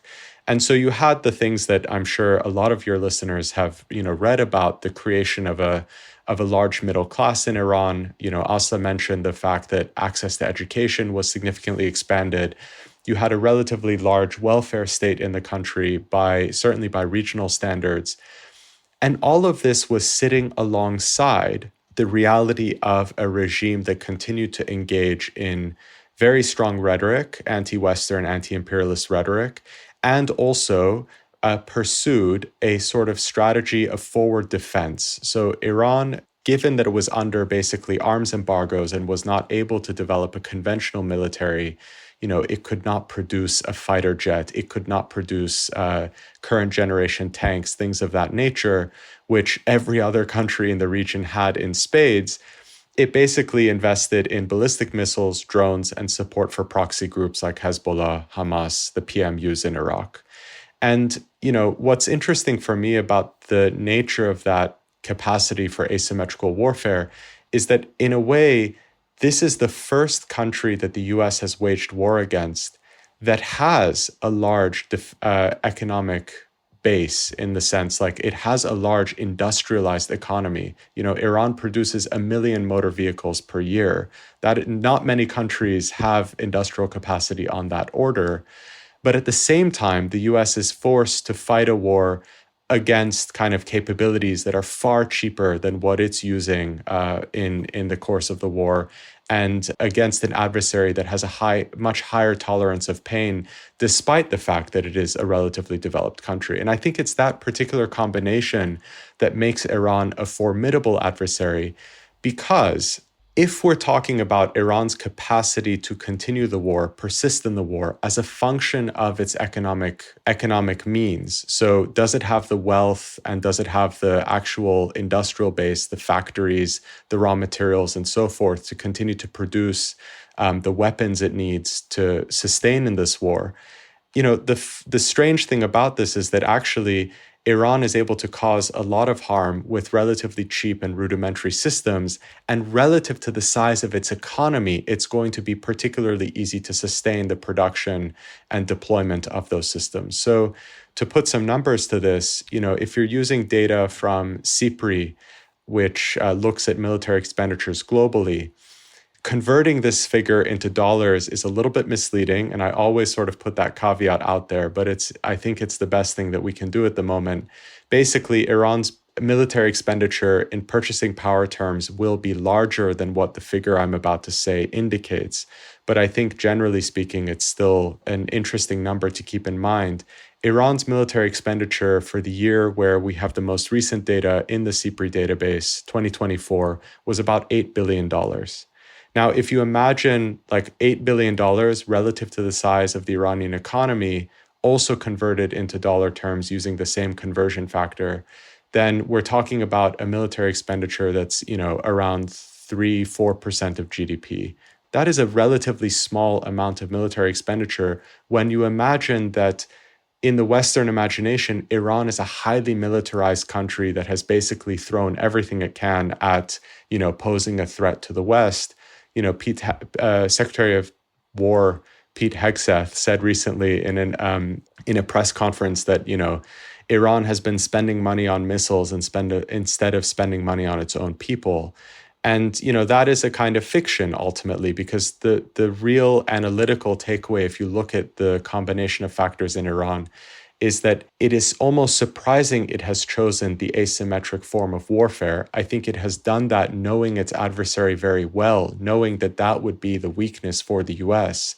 That is not a reflection of, a lack of economic means. It's actually a reflection of the fact that Iran has been pretty thrifty in its development of a defense industry and in its ability to project a threat beyond its borders.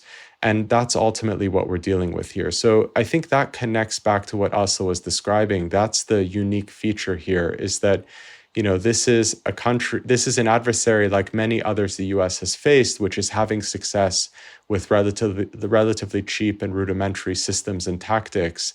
But it is still a significant power in a regional context and also, in a sense, by global standards.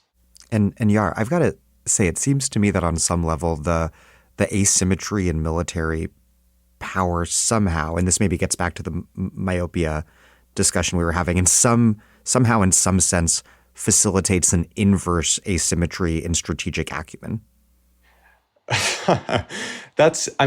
I think the question there becomes like, what is the goal of the military-industrial complex of the United States?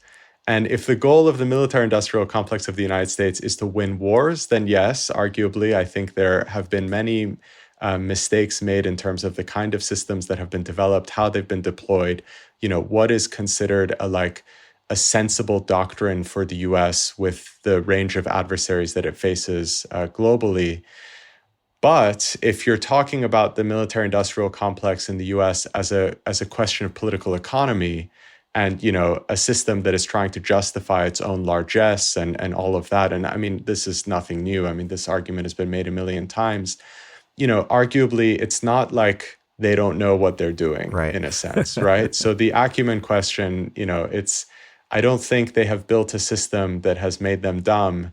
I think they've built a system that serves their purposes very well. And that the purpose of that system is not really to win wars, especially if you can just show the president a highlights reel and convince the commander-in-chief that he is winning a war that he is obviously losing. Aslı. I do want to say, though, that this goes back to the, how do sanctions reconfigure, or just generally, what does it mean to say that you build in response to a strategic environment of that kind in a way that emphasizes resilience and endurance? And this is not even specific to Iran. I do think that there is a way that there is an asymmetry in strategic acumen, if you want, that is an inverse relationship between material power and strategic acumen. So if you have raw material power, military dominance, larger resources, et cetera, that means that the adversary has to understand at some level that it is weaker, in this case, Iran. And so what does that mean to be weaker in an asymmetric context? It means you're not going to be able to outspend your opponent. You're not going to be able to dominate your opponent through the sophistication of your technology or win necessarily in conventional battles, right? Iran's not about to launch a retaliatory war on US soil through conventional means. So Iran is confronting a very different question than the one that the US in its planning is confronting. The question Iran has to answer is, where is the system most vulnerable? That's not necessary. That logically is a question the United States military planners ought to be asking, right? Putting aside the political economy, just those that are planning with respect to military battles might want to ask that question. But Iran has no choice but to pursue that particular question, which means its strategies are going to be overwhelmingly looking at things like choke points, right? How can it use leverage that it has available to it, attacking insurability, right? I mean, you've made the point that we've made the point, generally speaking, that even the threat of the use of coercion often achieves ends for the United States. But the same is true for the asymmetrically weaker opponent when it is in command of something like choke points. And so going after reputation and insurability rather than, I mean, that's at least as effective as any strike on territory of neighbors in the Gulf and so forth, using low-cost tools along the lines that Yar was just describing, like that, really magnify the effect of the industrial base that Iran has available to it, so that it's not about, winning decisively by having an overwhelming capacity to marshal material resources that through blunt force will impose a victory, but rather being able to have a reliance on those kinds of tools that are sustainable over the long haul, preparing for the longest possible version of the conflict, and therefore stretching the conflict across time and geography. These are the ways systemically you have to think if you're asymmetrically in the weaker position, and stronger actors don't have to think this way. They should. They might need to, right? Like I'm, far from being someone who is a military strategist, but if you're dominant, it's obvious, right? That you can rely on overwhelming military capability, deep financial resources, technological superiority, and there's going to be a temptation to think in those terms rather than through these systemic thinking that any actor, Iran certainly, but any actor that's asymmetrically situated. And this then turns to why Yar's insight that the US performs terribly over time in all of these asymmetric contexts. It's the explanation to my mind for that. It's that, the thing that's available to the United States is so capable of delivering blunt short-term victory. It's very difficult to see past that to ask the medium and long-term questions, let alone when you have the political incentives you do for short-term thinking, given the electoral calculus that many of those choosing to go to war face. So direct applications of force become incredibly tempting, and over time produce habits like the ones we were talking about earlier: overconfidence and escalation, underestimating second order effects of your conduct, and discounting medium and long-term consequences by overvaluing the short-term benefits, assuming that you have control over outcomes because of the relative weakness of your adversary. We've already discussed on this show, I've actually discussed with you on this show, the proclivity to punch down, that Trump is only interested at this point in meaningful conflict with parties that he assesses to be weaker. This is itself part of the same logic, right? That bluntness that force enables. Like there's a very low likelihood of kinetic war anytime soon. In fact, actors in the ordinary foreign policy circles of the United States are very concerned that Trump is not going to be willing to defend Taiwan for this very reason, that he's unwilling to engage with adversaries that he assesses as in a position to pose a meaningful threat. But of course, he's miscalculated with respect to Iran for the reasons that Yar has just described. Previous asymmetric wars have been against actors that don't have the particular resource set that Iran does, but all of them have had the strategic capacity to think systemically in the way that I just described, which is why the US typically doesn't succeed in asymmetric warfare, in my view. I feel like it is important to point out there in terms of the Trump's insistence on only punching and waging war downward, that even as we might find a bit of a silver lining in this catastrophic war in terms of like relishing watching U.S. power find its hard limits, still we saw Israel with U.S. backing conduct a genocide in Gaza with near total impunity, impose an all but total blockade on Gaza, currently a all but total blockade on Cuba, with Trump exercising so much power over the entire Western hemisphere that surviving second pink tide left governments in Latin America, Colombia, Brazil, Mexico, will not defy the president to give Cuba oil. It's really quite astounding and depressing. No, absolutely. Sorry, just to be clear, there's no relish here. I'm not offering a silver lining in the sense that... I'm talking about myself. I mean, the U.S. is certainly expending its power in a way that is accelerating its own decline. So that's a different way of telling the story you just did, right? That there is that, and I think there's no doubt that that's true. Like we can talk about de-dollarization. Like, what are the incentives that all actors, that those that formerly understood themselves as allies and those that understand themselves as adversaries have against the backdrop of the strategic picture that the United States has created? I do think it's a secular decline story, no question in my mind that that's the case. But at the same time, like, at what cost? And what does that mean? I mean, the reconfiguring capacity of coercion, like the generative reality that uses of force produce, are of course at what horrifying cost and absorbed by whom? And whether you look to Cuba or Gaza, as you say, or Lebanon at the moment, or Iran, the cost that is being imposed on populations on the ground is just mind-bogglingly horrific. And the sheer cruelty and exaltation in a kind of pornographic carnival of suffering that the US is illustrating, including through the memification of its own war strategy and the release of these obscene videos, et cetera. Nothing that we discuss today will be sufficient to capture the horror of what is actually being undertaken. So, that silver lining, such as it is, has to be set beside the astonishing toll of human suffering that's being imposed, and the constant complicity, by the way, and the crippling guilt that many of us feel for even being in this jurisdiction ultimately because of the degree to which we are implicated. And we're living in a democratic, nominally democratic society, but certainly in a society, if for those who are resident in the United States, where we have a greater capacity to alter the strategic calculus that's being engaged by the leadership in this country than ordinary Iranians do with respect to Iran or populations elsewhere. And so in a sense, we are ultimately responsible. We're more responsible than any population in the world, certainly than those in Mexico or Colombia or anywhere else, to rein in these logics. And so what we're describing also has to be understood as a kind of rally cry to mobilize ourselves as a citizenry or as a population in this jurisdiction, capable of raising our voices to resist the things that are being done with our resources, with our tax dollars, and allegedly in our name. Yeah, Nick. Yeah, I think that this is a very important area to explore, the capacity for the projection of force and the domestic constraints or lack thereof.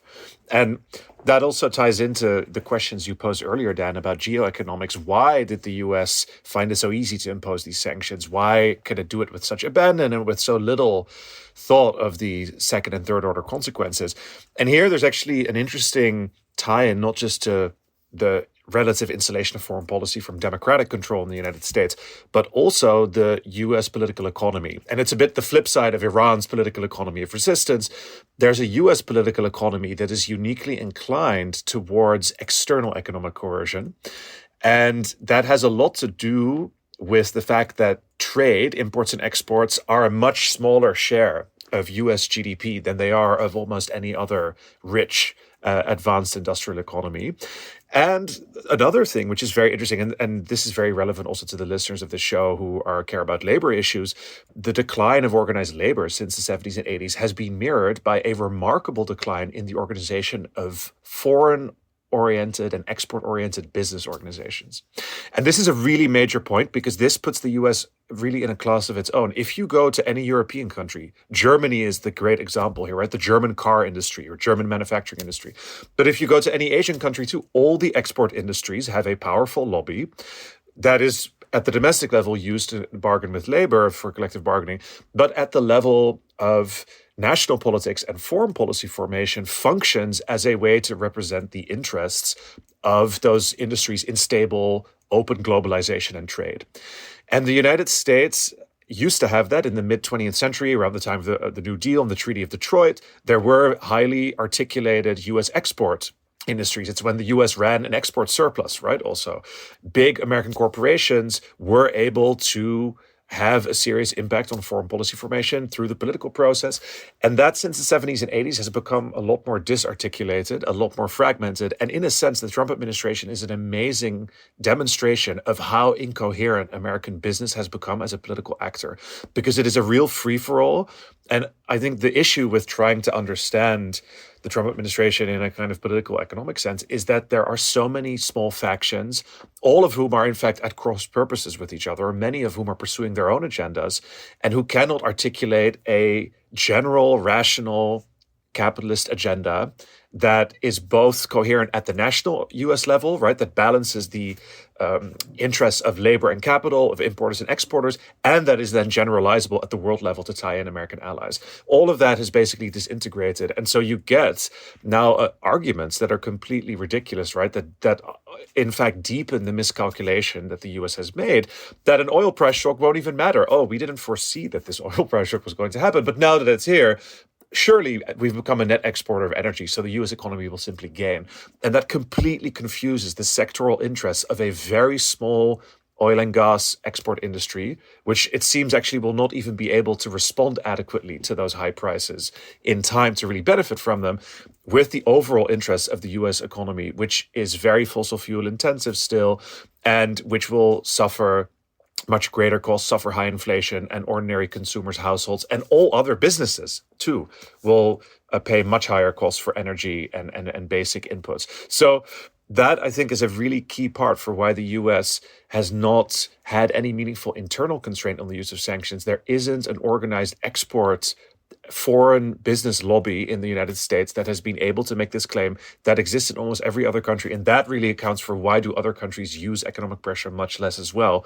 From the domestic point of view, the only area where you saw it recently, and I come back to the Chinese chip export controls, was NVIDIA, right, which last year picked a pretty high-profile fight with the Trump administration when Jensen Huang, because he was now the CEO of the most valuable company in the S&P 500, felt emboldened enough to say, I think these chip controls are a mistake. We're losing market share, and I would like to have some sort of exemption from them. And then, of course, Trump very quickly, rather than think in structural terms, just decided to use this as an opportunity to extract rents and say, you shall give me a 10 or 15% cut of all your sales in the Chinese market. So I think that that's really key. And it also ties into the Venezuela case, where Trump argued that it was to capture the oil, but there actually was no real driver from the American fossil fuel industry, because it's very difficult to, in the short term, reinvest. It's going to cost enormous amounts of money. The oil isn't actually the right grade of oil, particularly for the United States, and it will require an enormous amount of extra capital and investment to make that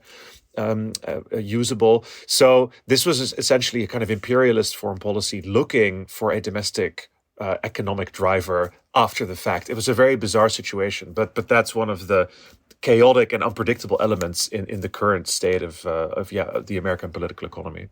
Nick, we could add to this ledger of factors that enable Trump and more generally the U.S.'s abhorrent, chaotic behavior. We can add to that ledger the pathetic subservience of European liberals. These European liberals who were preparing just weeks ago for Trump to potentially invade and seize European territory in Greenland. Trump also, of course, actively supporting far-right insurgencies across the continent. What's the political economic assessment of this, what I guess we call a European commitment to long-running strategic defeat? Well, it's become quite chaotic in Europe too, and this war has driven it to a head. So there was still a relatively broad preparedness by European elites last year when Trump started the trade war and imposed very hefty tariffs on Europe to take a quick upfront loss in return for some longer-term predictability. Then came the Greenland crisis, Trump's threat, right, to just annex Greenland territory, part of Denmark, over the winter, right when the Davos World Economic Forum was happening, right after the Venezuelan crisis as well, and now we're in this terrible war. All of that, I think, has shown that predictability, right, whatever the Europeans thought they were getting through acquiescence, was very paltry. Still, of course, you're right. There are these people, Mark Rutte, the former Dutch prime minister, now Secretary General of NATO, most brazen in his sycophancy and kind of bootlicking behavior right towards Trump. But essentially, that, I think, should be understood also in a sociological fashion, that as a technocratic center-right liberal prime minister, he was very devoted to his office. He is a complete workaholic, and his job as Secretary General of NATO, as he sees it, is to keep the US and Europe together at whatever cost. He has no constituency anymore that's going to punish him for this sort of behavior. He's really playing that intra-elite game, and I think that accounts for a lot of his behavior. What you can see, however, is that now those recent utterances by Rutte have led a number of European leaders, French, Spanish, Italian also, to really realize like, wow, there is a big cost to siding so openly with the United States. And I think that Pedro Sanchez of Spain, has really been leading the way, of course, here. His position is much closer to the European mainstream view of this war among all European populations. And he has been rewarded for it, I think, at the polls and in terms of public opinion. And so as this goes on, that course, I think, will be increasingly attractive. Does he risk the retaliation by Trump? Absolutely. But ultimately, you're beholden, to your own base and to your own populations who have elected you. And I think that that's the big crisis happening within the European elite right now, that Atlanticism is actually becoming a kind of toxic thing to embrace in many countries. And European political leaders are now going to have to navigate this landscape in which the United States is perceived as the main source of global instability. I think it's also worth connecting this back to the Iran case, because I think Iran was in many ways the sort of lightning rod for a lot of these debates when they first emerged. I mean, it's, one of the strongest kind of efforts towards European economic sovereignty came during the first Trump term, where, European governments did try and make an effort to stand by the Iran nuclear deal. And, in particular, you had the then French finance minister, Bruno Le Maire, talking publicly about how it was unacceptable for the US to get to dictate, whether European businesses can trade with a country like Iran, especially when it's connected to a deal that had been enshrined as a UN Security Council resolution. And, this goes back to Nick's point about the fact that in Europe, you had these strong business lobbies that were connected in many ways to kind of the organs of European foreign policy, where, there was an ability to look at economic diplomacy as one way in which Europe was advancing its power. And to the extent that the US was curtailing that, they were really infringing on Europe's ability to be a player in the global economy. But the difficulty was, first and foremost, that, Europe really struggled to come up with mechanisms to respond to U.S. unilateral sanctions. And, you got a very clear education in the power of kind of U.S. dominance of the global financial system. The other thing was that there just wasn't really enough time for a lot of that energy to be expended, and for the political systems in Europe, which are a bit slow moving, to kind of come up with solutions. So on one hand, although Iran did not escalate on its side around the US withdrawal of the nuclear deal in terms of weakening its own commitments, non-proliferation commitments, for a little over a year, eventually Iran did start increasing its uranium enrichment, which ultimately had the effect of weakening Europe's kind of resolve or interest in finding solutions to maintain trade with Iran. And then ultimately we did get the Biden administration came in. The Europeans sort of felt that, well, he was just going to re-enter the nuclear deal, so they didn't need to think about, counteracting US hegemony. And then the Russian invasion of Ukraine happened, and transatlantic cooperation became kind of the order of the day. Although I think I agree with Nick that at this point, the outcome of really the Biden sort of administration and its leadership around these issues, and then subsequently how Trump has come into office, has really put new question marks around this transatlantic relationship and how it's going to play out. But ultimately, what we see with Iran is today, if there was a US deal that achieves some kind of ceasefire, and then there's negotiations around a more sort of long-standing agreement, the inability of the US to roll back its own economic coercion and to lift sanctions credibly and to re-engage economically, that's like an Achilles heel of a lot of this policy. So, Aslı mentioned this like ratcheting up of pressure. US officials, if you talk to them in private settings, will acknowledge that sanctions are a one-way ratchet. They really don't have the means to reduce this pressure. And as I wrote with Nick, I guess 6 years ago now, in a piece in Foreign Policy, although the US has plenty of sort of tools for waging economic war, it does not have the real tools for reconstruction in the wake of an economic war. So economic wars have effects similar to actual wars. In the case of Iran, we ended up with a real war anyway at the end of this. But if the US was to try and step in and re-engage Iran economically, it's very difficult to see what the actors would be in that scenario and what constituencies would be there in the US to do that work. To give you an example, around the time when the nuclear deal was implemented in 2016, the most vaunted organization of strategic thinking in the United States, McKinsey, and specifically their Global Institute, issued a report called Iran, the $1 trillion opportunity. And it was a report that they didn't actually put out publicly, but a major report that was their assessment of the economic opportunities in Iran. And it was mainly intended for McKinsey's clients in Europe who were sort of in pole position to re-engage. But there was a view that US companies taking advantage of a general license called General License H, which meant that a non-US subsidiary of a US company could engage in business in Iran. So a company that did that for a while was Procter & Gamble. Or major US companies that would get specific permission from the US government to engage, like Boeing, that they've had this enormous opportunity in the Iranian market. But what was really striking about that report was actually how hard it was to make the argument in US boardrooms that one of the largest emerging markets in the world was opening up and that there were opportunities, and to mobilize US capital, get US technology, get US expertise to come into the Iranian market in ways that would almost necessarily be profitable. It just takes you actually, getting on the ground there.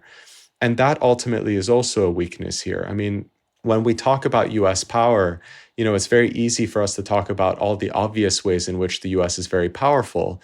But one of the things that's also very striking about the US as a global hegemon in a unique position that to dominate the global economy is that US companies are so absent from the global economy that they really are not engaging in investment or even more basic commerce that is supporting global development around the world. And that's something that when paired with the use of economic coercion and the sanctions, if anything, actually makes them doubly harmful, because it points to this perennial issue of when the time comes to actually lift the sanctions, you're not able to do that. And Iran has actually really been the case study there.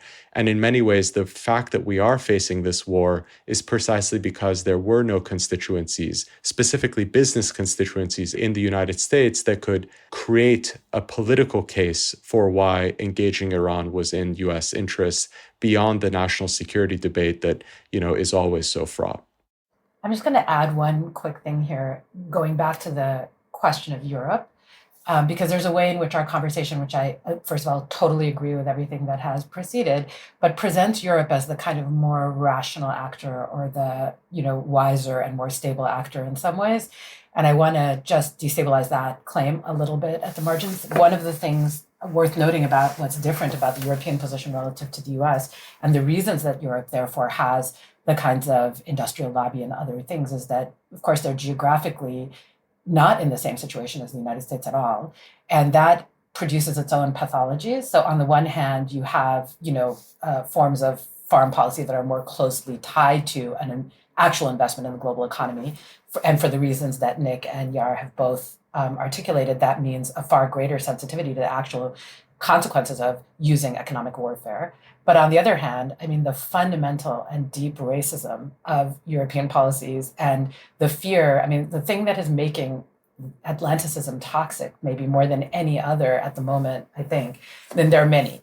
So I'll concede that in the Greenland moves and so on. But the worry that the Iran war is going to produce another so-called migration crisis, and that Europe actually has to absorb the cost associated with the recklessness of the United States, et cetera, in a way, the U.S. is toxic in the same. I would make an analogy to the ways in which Israel itself, the perceptions of Israel in the domestic context in the United States, are shifting. in a similar way that, perceptions of the US and the European context are shifting. I mean, those shifts are very similar, very parallel, that this long-standing relationship is now driving us over a cliff and is going to have these terrible deleterious effects. And it has an underside in both jurisdictions. In the US, there's a clear underside of just open anti-Semitism that is hand in glove with that turning against Israel. And in the European context, the racism is not against Americans, but against this idea that, the US's consistent botching of its policies in the Middle East is producing this kind of instability at the border of Europe that forces liberal Europe into this unfortunate posture of having to raise its fortress walls, undo its internal integration in terms of borders, turn its back on earlier erstwhile so-called liberal asylum policies, et cetera, all of which are also self-deception and fictions that overlay what is effectively an inability in Europe, just as much as in the US, of liberals to actually reconcile themselves with realities of multiracial democracy, and again, treat the arrival of trivial numbers of Muslims in an earlier period in 2015, 1 million people showing up in a bloc that is, whatever number of hundreds of millions strong, as a crisis that required all of that backlash and caused the far right, to rise in the ways that it did in internal European politics. So I just want to say that some of the things that are alarming Europe about the consequences of this war are themselves deeply suspect and vicious in their own right, and need to be examined as such, quite separate from the proper assessment that the United States is engaging in absolutely catastrophic and reckless conduct. But it's not the humanitarian consequences. I mean, you're really struck by it when you look at, just as when you look at the US coverage of the war, and it's somewhere between the memification and just a pure interest in markets and the potential blowback at the gas pump and so forth, like a total absence of any concern about the humanitarian consequences, the meaning in the even short term for the geopolitics of the region in which this war is being conducted, what it means for peoples on the ground inside of Iran, and not only expats in the Gulf.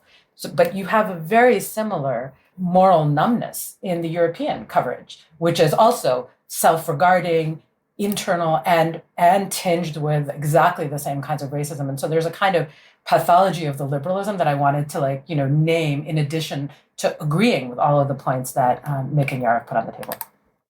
I'm Sam Adler-Bell, and you're listening to The Dig, by far my favorite podcast for sophisticated, lucid, and very, very, very thorough conversations about the past, present, and future of left politics.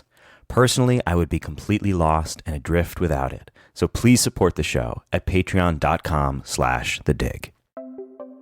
This episode of The Dig is brought to you by our listeners, who support us at patreon.com, and by Haymarket Books, which has loads of great left-wing titles, perfect for Dig listeners like you.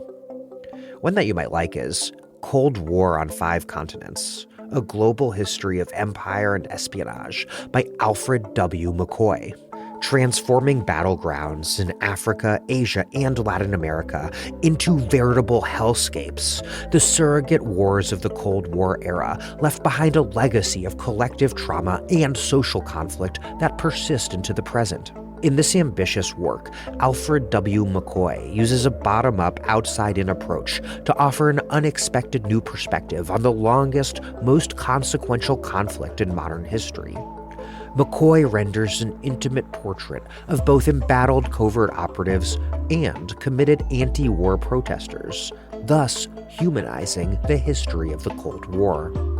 Find Cold War on 5 Continents at haymarketbooks.org, where all hardcover books are 10% off every day. We keep referencing the Russia-Ukraine war, a war that's so caught up in the war on Iran in the sense of creating this strong self-perceived European dependency on the United States, and also in terms of the various ways that the war on Iran has benefited Russia. But we haven't really robustly assessed that war yet. What do we learn about economic warfare and its efficacy from the massive sanctions imposed upon Russia since 2022 full-scale invasion of Ukraine? Nick? I was also going to just say something briefly, which ties in very well to this question in response to what Aslı just said. I think that's right, that the Europeans are very worried about a migration crisis now, or that's an argument at least that one sees more and more. But I would argue that their worry about Middle Eastern refugees was particularly strong in the 2010s, and that the Russia-Ukraine issue has displaced those sorts of fears as not just the top fear, but the fear through which all other fears are now understood. And this is itself a very debilitating thing, because it means that all global geopolitics and geoeconomics by Europeans, and I encounter this a lot when I'm in Europe, is understood through the prism of which side of Russia-Ukraine are these countries on. And a large part of the world, in fact, has not really taken an overt stance, right? Most of the world, despite this being a very big, important international sanctions regime, about 35 to 40 countries actively participating in the global north, most of the world's states, at least 3/4 of them, are not part of the sanctions regime, continue to trade with both Russia and Ukraine. But this you can see particularly in the way that Europe has responded to China, because a lot of the reactions you see now to Iran, that perhaps it is legitimate to take out a head of state and the entire top of a government without, while you're in negotiations, all of that is very much justified oftentimes through the claim that because Iran supplied Russia with drones to use against Ukraine, Iran has taken a side, and therefore all means in the fight against Russia, which are increasingly disinhibited, should also be applied to Iran. I think similar arguments are being made about China through a very kind of fallacious analysis that China has somehow swung fully behind Russia, when China is acting really as an opportunistic neutral in this conflict, and an opportunistic neutral that controls 1/3 of the world's manufacturing base and does not participate in Western sanctions. So almost by definition, China is going to be supplying huge amounts of materials for drones, rockets, and all sorts of ammunition to all sides in these conflicts. And it was supplying, until very recently, also most of the components for Ukraine's drones, right? So it was actually feeding both sides of the war. It was extending the war, but not because of any overt political alignment necessarily. Anyway, the Russia-Ukraine sanctions case, I think the relevant part of it for economic warfare is that it was so large and so systemically important because of Russia's integration into global commodity markets that, as I mentioned before, it required a very careful calibration of pressure.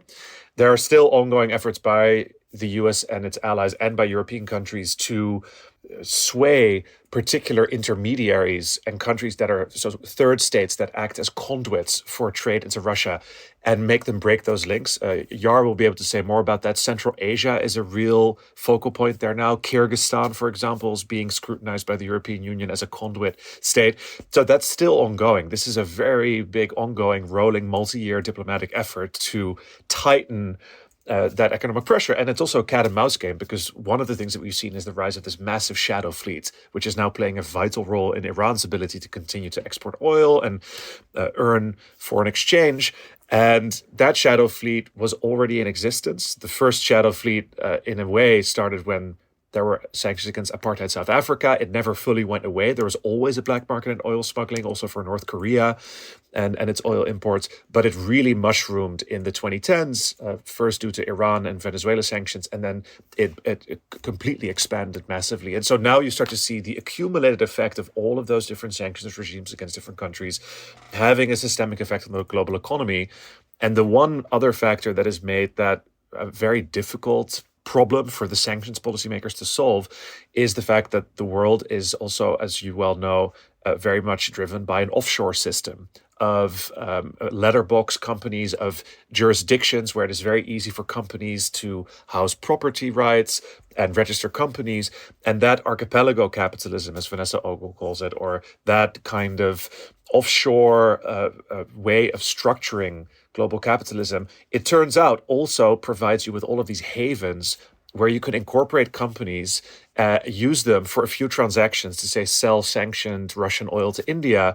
And then once it gets put on a blacklist, you just create new companies in the Emirates or in Hong Kong, and the game keeps going on and on. It's effectively a race between how quickly the sanctions policymakers can update their sanctions blacklists and how quickly global corporate lawyers who are willing to engage in these transactions can create shell companies. And as we've seen, that's very, very difficult to stay ahead of. That's a pretty fantastic irony in the global economic order that the U.S. superintends a system that simultaneously allows for oligarchs to evade and avoid taxation and regulation, but that also insists on the U.S.'s ability to dominate and police the entire global economic order. Yeah. We've seen multiple apparently false statements from the Trump administration suggesting a soon-to-come end to the war, statements that ships will be protected in the Strait of Hormuz, assertions that negotiations are underway with Iran that seemingly are not underway, statements that at the end of the day seem all about moving markets. There was also seeming insider trading on the timing of the U.S.-Israeli attack on prediction markets. Also, just recently, extremely well-timed, large-volume oil futures trades just before Trump made, again, a perhaps false announcement on Monday, March 23rd about negotiations being underway with Iran. This is the sort of thing that we've seen constantly since Trump retook office. How do the movements of global financial markets figure into the economic warfare underway? And is that novel, historically speaking? Under all circumstances, it's right to say that war doesn't just destroy value, it redistributes value.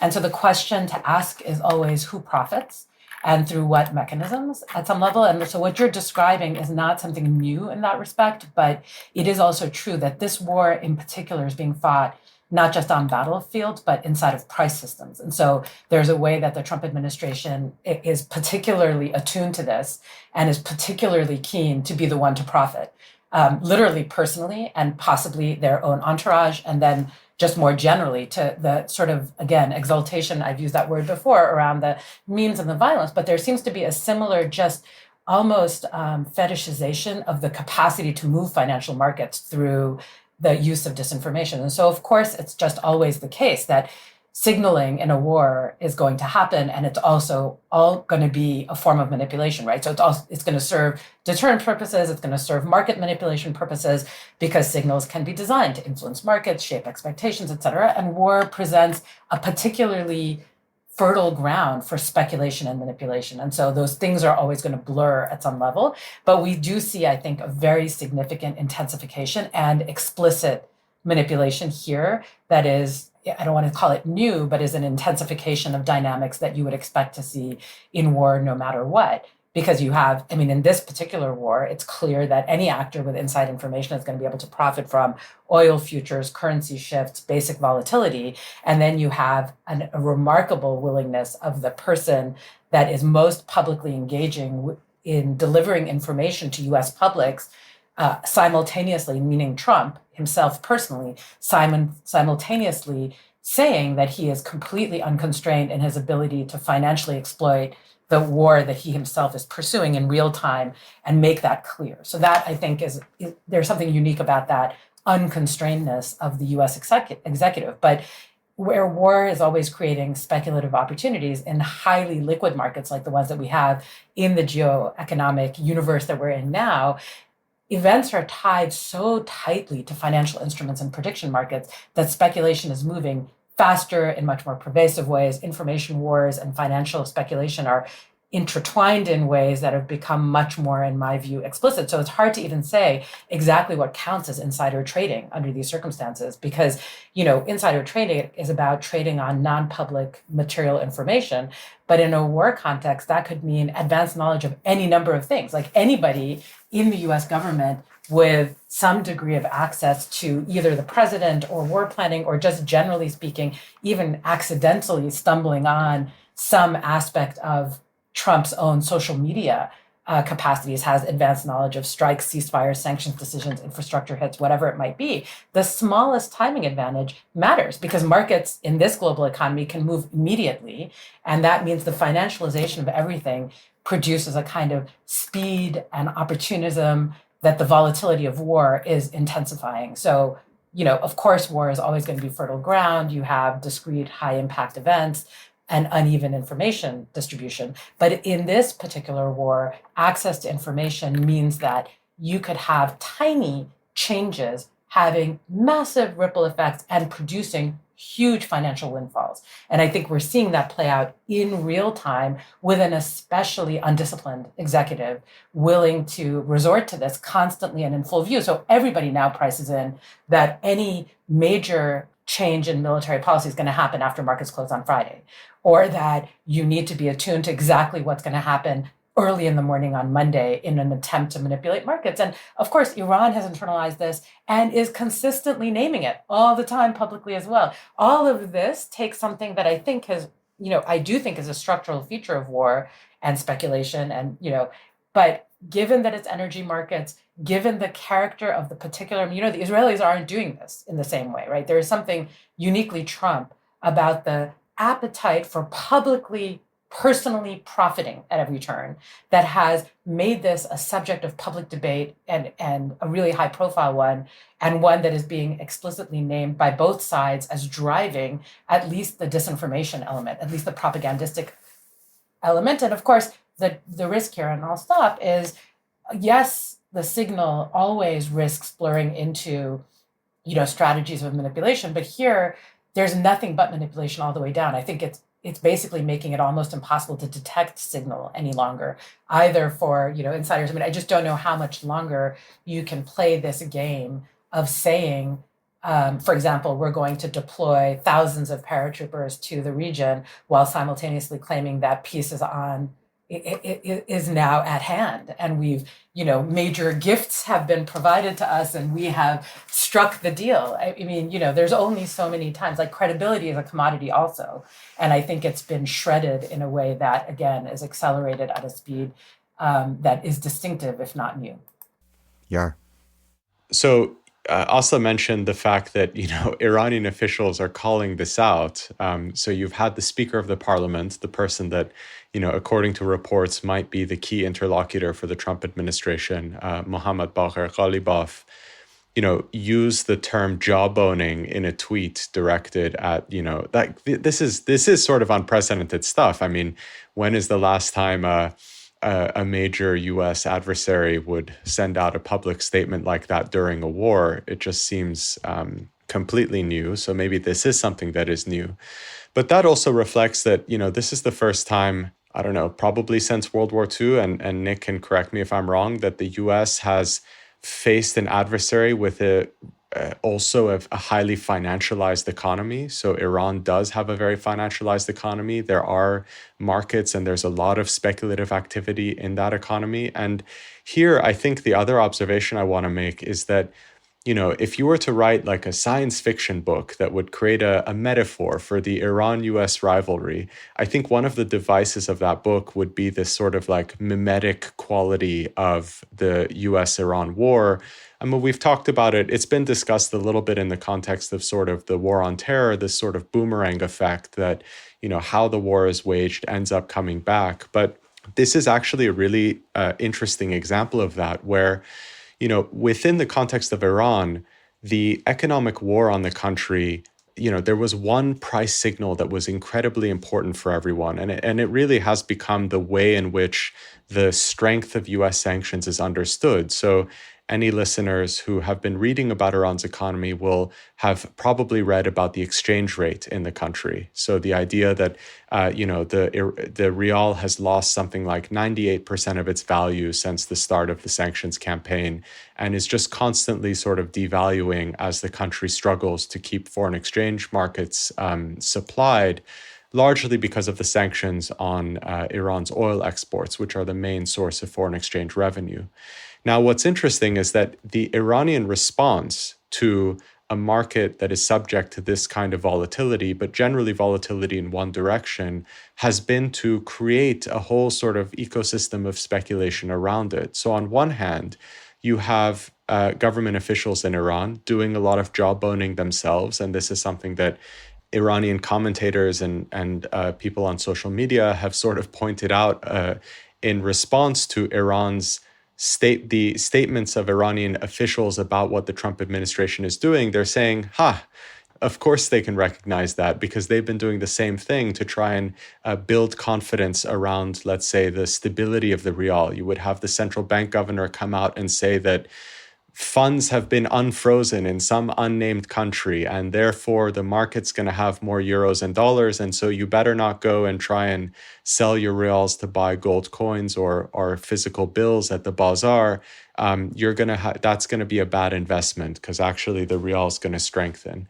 And that kind of practice was developed a lot. And ultimately, as to Asla's point, it eroded the credibility of Iranian economic policymaking, because how many times can the president or central bank governor get up there and say, the market, the real is going to stabilize, and then at the end of the year, they have to do a sharp devaluation anyway.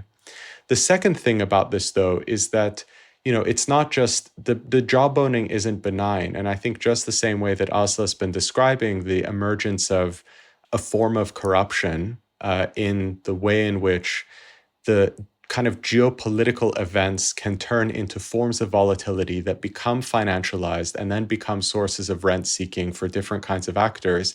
That has absolutely been something that we've seen in Iran as well, where, ultimately individuals who have access to capital, have the financial means, can find ways to structure basically, in a sense, their own portfolios and their investment behaviors to take advantage of this kind of economic degradation in the country.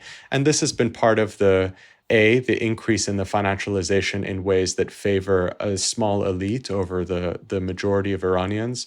And then also B, I think, has led to a situation in which there's some very perverse incentives here, because actually there are people in Iran for whom returning to a more normal state of affairs may not be conducive to making money the way they have been right now. And this feeds back into the question mark about the attractiveness of US promises of sanctions relief after many years of this kind of economic pressure and coercion. But generally speaking, I think this mimetic thing that's happening where the same perverse outcomes that we see in Iran are emerging in the US, and it's part of this push and pull around these systems that are being sort of mutually constructed. And I think that's the key thing here, is that, there is an action and reaction aspect here where the fact that Iran has not acquiesced has forced the US to tighten its sanctions and has led us down this escalatory path, which has then become the fodder for Polymarket and Kalshi and all the prediction markets. That's a story that I think we're almost too close to it to be able to say, and maybe what I've just described is sort of ravings and doesn't make a lot of sense. But at some point, I imagine either like a science fiction writer or some very astute historian, I don't know, Nick, if you want to take this challenge, could sort of take a long view here and describe the way in which the US pursued economic war boomeranged back and actually changed the way in which a lot of the fundamental are thinking about signals in the US economy, about speculative financial activity in the US economy, were really constructed. And I think that's something that for the other forever war, which is this series of economic wars, there hasn't been a full accounting of those possibilities and their effects. Nick? Yeah, so I think that's wonderful, and I don't actually want to write that because I don't feel equipped to do it, but I completely agree with Yar's analysis. But I'll just bring in the case of Russia, which I think is another good example of a country that is highly financialized too, which is actually one of the largest users of US dollars around the world in the 2000s. And looking at what sanctions have done to change domestic society and also change the nature of Putin's regime, right? Because there's an interesting set of differences and similarities with Iran.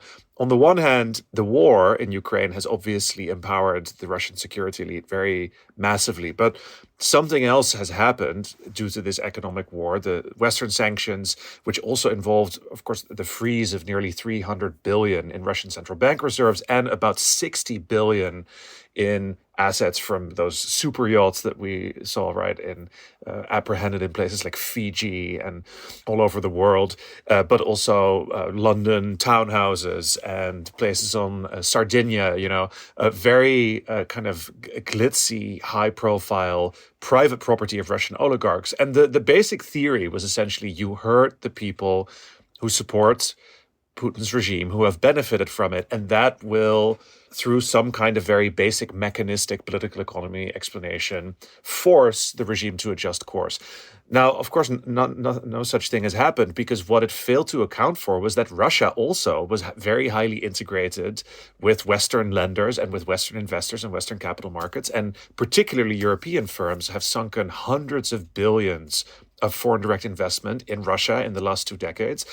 And that provided Russia with an incredible reservoir of property, which it, by hook and by crook, has essentially arrogated to itself, dispossessed, expropriated in all but name, oftentimes not explicitly so, but through surreptitious legal means de facto, it has dispossessed the original owners of it, and it has then rebranded them and allowed local oligarchs, some of whom were completely unknown, to rise.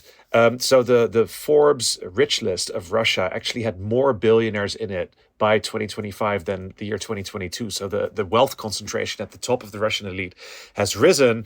But this is the largest redistribution of assets in Russia since the privatizations of the 1990s. So a major reconstitution of property has been taking place. People who the West assumed, the well-known oligarchs in the West who we may have heard of in the news, those are no longer, in many cases, the people who have any kind of influence. And they're now either stuck abroad with their assets frozen, have had to leave Russia and dissociate themselves from those companies, or they're back in Russia with their remaining domestic assets, but now under even tighter political control. So there's been a war economic nationalization of property that has really retrenched Putin's regime and given him much more political power. So the autocracy in that sense is much stronger than it was before the war began. And those sorts of dynamics, I think, are really important to take into account. And they account for why these sanctions, despite definitely having imposed serious costs on Russia, right? They're causing real economic problems. They do not lead to political change because the entire political economy has shifted in response and the regime has become much more entrenched. Dan, can I just add to that quickly? I mean, one thing just to point out here, and we could talk about this issue for a long time, but this actually points to maybe a possible flaw in sanctions design that policymakers need to kind of grapple with. So Nick and I were at a conference in November last year on sanctions issues, and there was an economist there, Alexandra Prokopenko, who's written about this specific issue publicly. But one of the arguments she has made, and I think the same argument can be made about Iran, is that the strange thing about sanctions, the way they're currently used, is that the financial sanctions act like a kind of capital control on the targeted country, meaning that financial resources cannot flow out. And so in a way, you sort of trap the oligarchs in Iran or in Russia in the country, and they have to double down, in a sense, on their investments. Whereas if you actually wanted to create an acute financial crisis in a country connected to a sort of balance of payments weakness that maybe was related to sectoral sanctions, you would probably want to prevent the limitations to cross-border banking, and at the very least, put the onus on the government that's being targeted to institute capital controls that would be actually quite unpopular with the elites, because then it's the government that is being targeted that's saying, you can't take your money out anymore. We don't care if it's going to be, you're worse off as a result. But at the moment, the way it works is that the US basically, by imposing these sanctions, is saying to the oligarchs, you're going to have a very hard time getting your money out. Maybe you can ferret some away into Dubai or something like that. But if you want to stay a billionaire, you better keep cozying up to, the leader in your country. And that ends up, I think, being a very counterproductive outcome from a US perspective as well. Speaking of unintended consequences of economic warfare, much of the U.S.'s power to conduct economic warfare depends upon the U.S. dollar's position as the global reserve currency, a status dependent upon other countries conducting trade, making financial investments in dollars. Is there a possibility that the U.S., in wantonly abusing its imperial authority, that it'll provide an opening for rival currencies like the yuan? Yeah.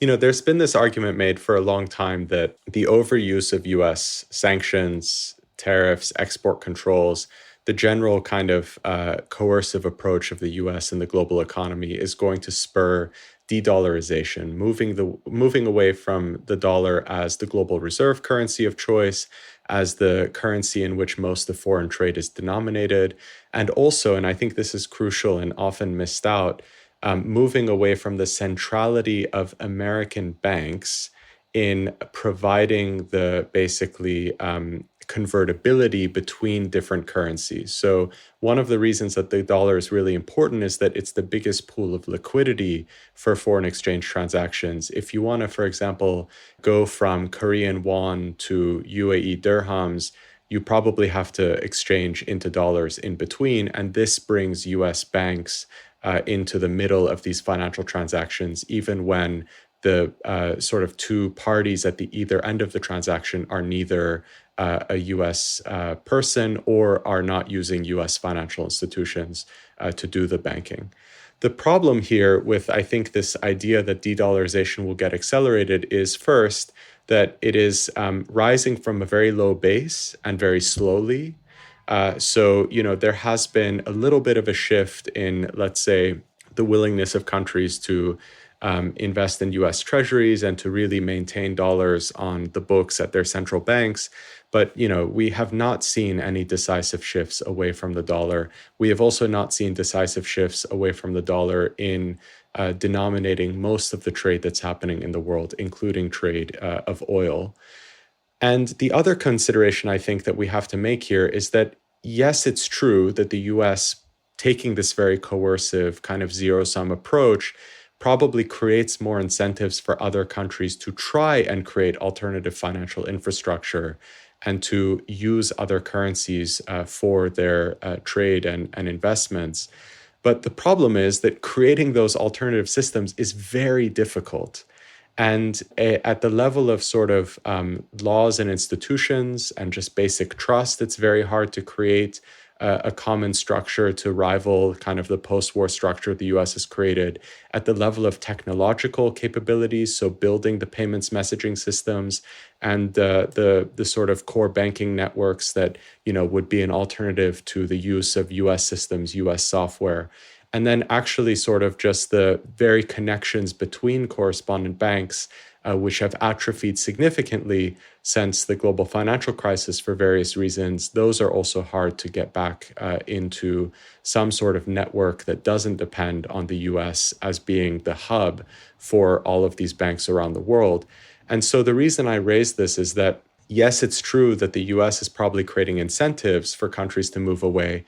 But, going back to the analogy that Nick brought up, it's very easy for them to throw sand in the gears or throw a wrench in the gears of any process to try and create this alternative. And I think that's partly why we haven't seen a very concerted effort on the part of, China, Russia, Brazil, the BRICS countries that are often talked about as being the vanguard of this de-dollarization effort, to really come up with alternatives, because it's hard to do. And in a way, it puts a target on your back. And I think arguably, and I'd be interested to know what Aslı and Nick think here, there's the real economy and there's the paper economy. And I think the US has often confused control over the movement of money in the paper economy as being the same thing as power in the real economy. I have a view that in some ways, China might be very happy to keep the US as sort of the key player in the global financial system, as long as it counterbalances that influence with its own power in the real economy, meaning through its industrial capacity, its role as the leading global exporter, the leading provider of key technologies. And arguably, if you have that power, yes, the world may be trading in dollars, but if they're trading Chinese goods, that is a certain victory that, just trading in dollars doesn't provide in terms of boosting your national power or your hegemonic kind of aspirations. So that's sort of my read on this. But again, this is there's a lot of debate over de-dollarization and how it might play out. But I think it's not happening very quickly, and it certainly won't happen decisively given how easy it is for the US to interfere with it. Yeah, I agree that it's a slow process, and at the margin it is taking place in a variety of ways, but we shouldn't expect this all to flow into one big new beneficiary of it, right? And what we actually see is de-dollarization happening gradually and a gradual erosion of some uses of dollars, but the money that was invested in dollars or denominated in dollars first is now going into many different little pots. Some of it goes into the smaller currencies of very open trading economies. So that's what a number of economists now have called non-traditional reserve currencies, Scandinavian currencies, Australian and New Zealand dollars, Canadian, Hong Kong, Singaporean dollars. None of those are ever going to be an alternative, right, to the US dollar, because those economies are just much smaller. So I think that's right. And then the opportunities for US disruption are big.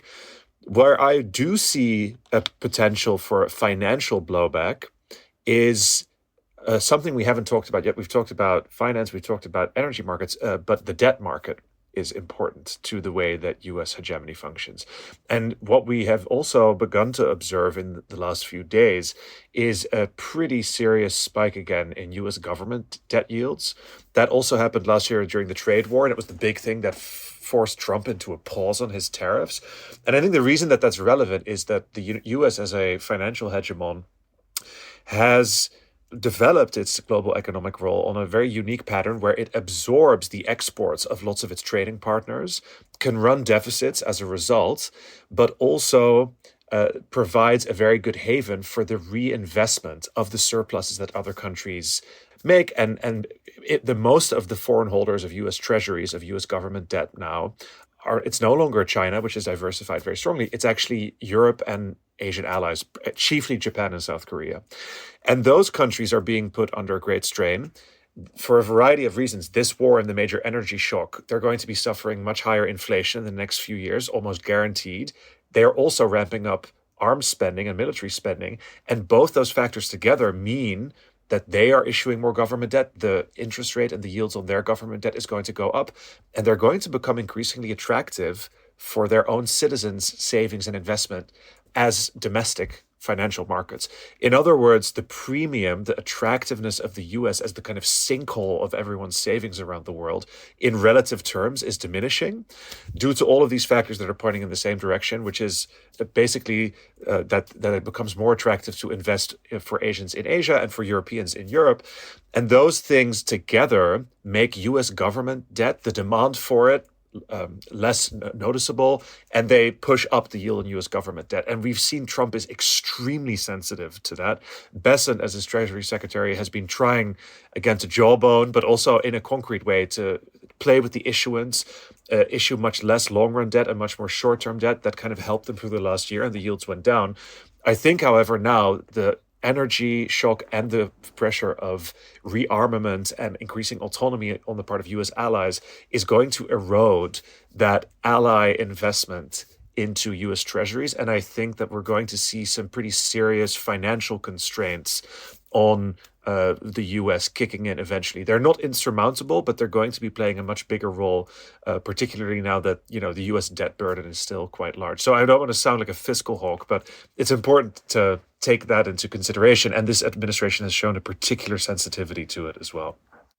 Israeli or US forces have attacked Iranian gas infrastructure. Iran responded by attacking Qatar's gas, inflicting serious damage. Companies across the region are declaring force majeure on oil and gas projects left and right. And stepping back, these wealthy Gulf monarchies over a century have cemented domestic power and their regional and global position through, on the one hand, the exploitation of massive energy resources, and then on the other, by way of military alliances with the United States. And one would think that military alliance, one of its key purposes, is to guarantee the conditions for Gulf monarchy capital accumulation. But clearly what we're seeing is that this military alliance has instead exposed their economies to incredible harm.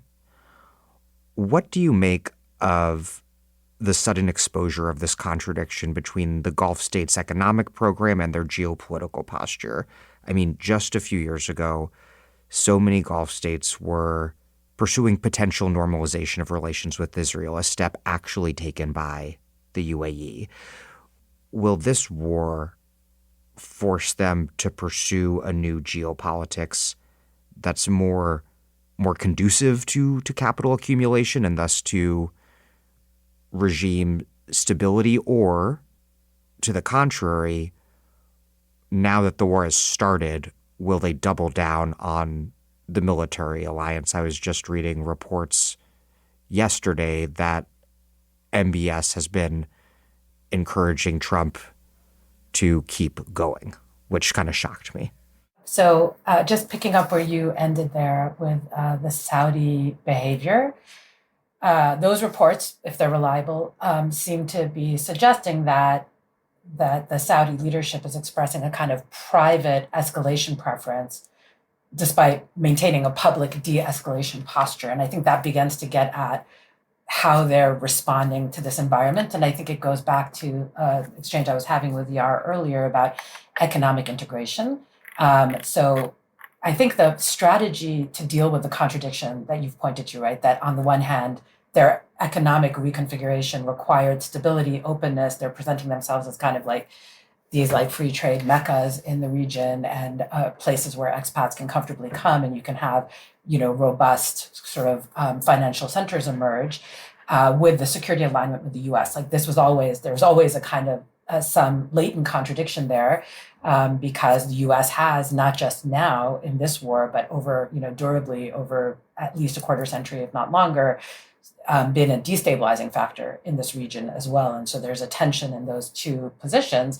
But the Gulf had tried to, I think, take a posture of increasingly in the most recent period, hedging, diversifying, engaging in a kind of partial strategic realignment. For example, when you mentioned earlier the rapprochement between Saudi Arabia and Iran following the strikes that occurred under the first Trump administration, that was brokered by China. That was part of that diversification, et cetera. So the desire for stability to enable capital accumulation while maintaining a US-led security architecture that was producing instability in a variety of ways led them to have a kind of model of managing risk. And that included de-escalation with Iran, economic diversification, minimizing geopolitical risk by creating a different kind of portfolio. Now, the logic seems to be that because of the strikes themselves, Iran will now be a persistent structural threat even after a war.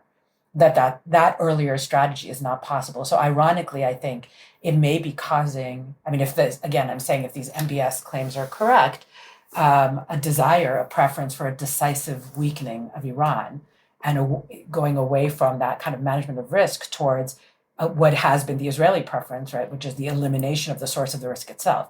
But we've already explained or gone through the degree to which that's just not an attainable goal.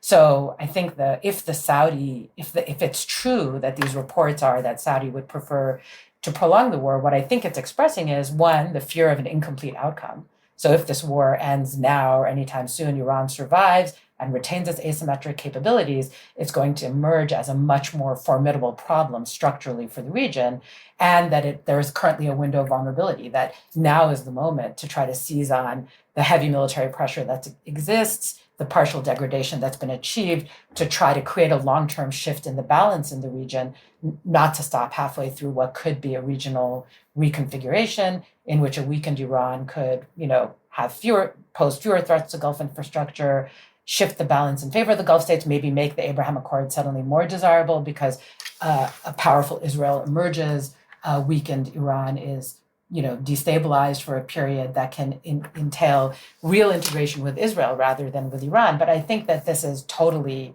unattainable, right? So I don't know how long a logic along the lines that the reports about MBS, expressing this preference could possibly be sustained, because fundamentally the entire economic model of the region requires stability, insurability, predictable energy flows, which are always going to remain vulnerable to the asymmetric position that Iran is in currently. If you try to pursue a strategy of destroy Iran maximally and then keep it in a box, you produce also a forever incentive for Iran to use those vulnerabilities to its advantage systemically.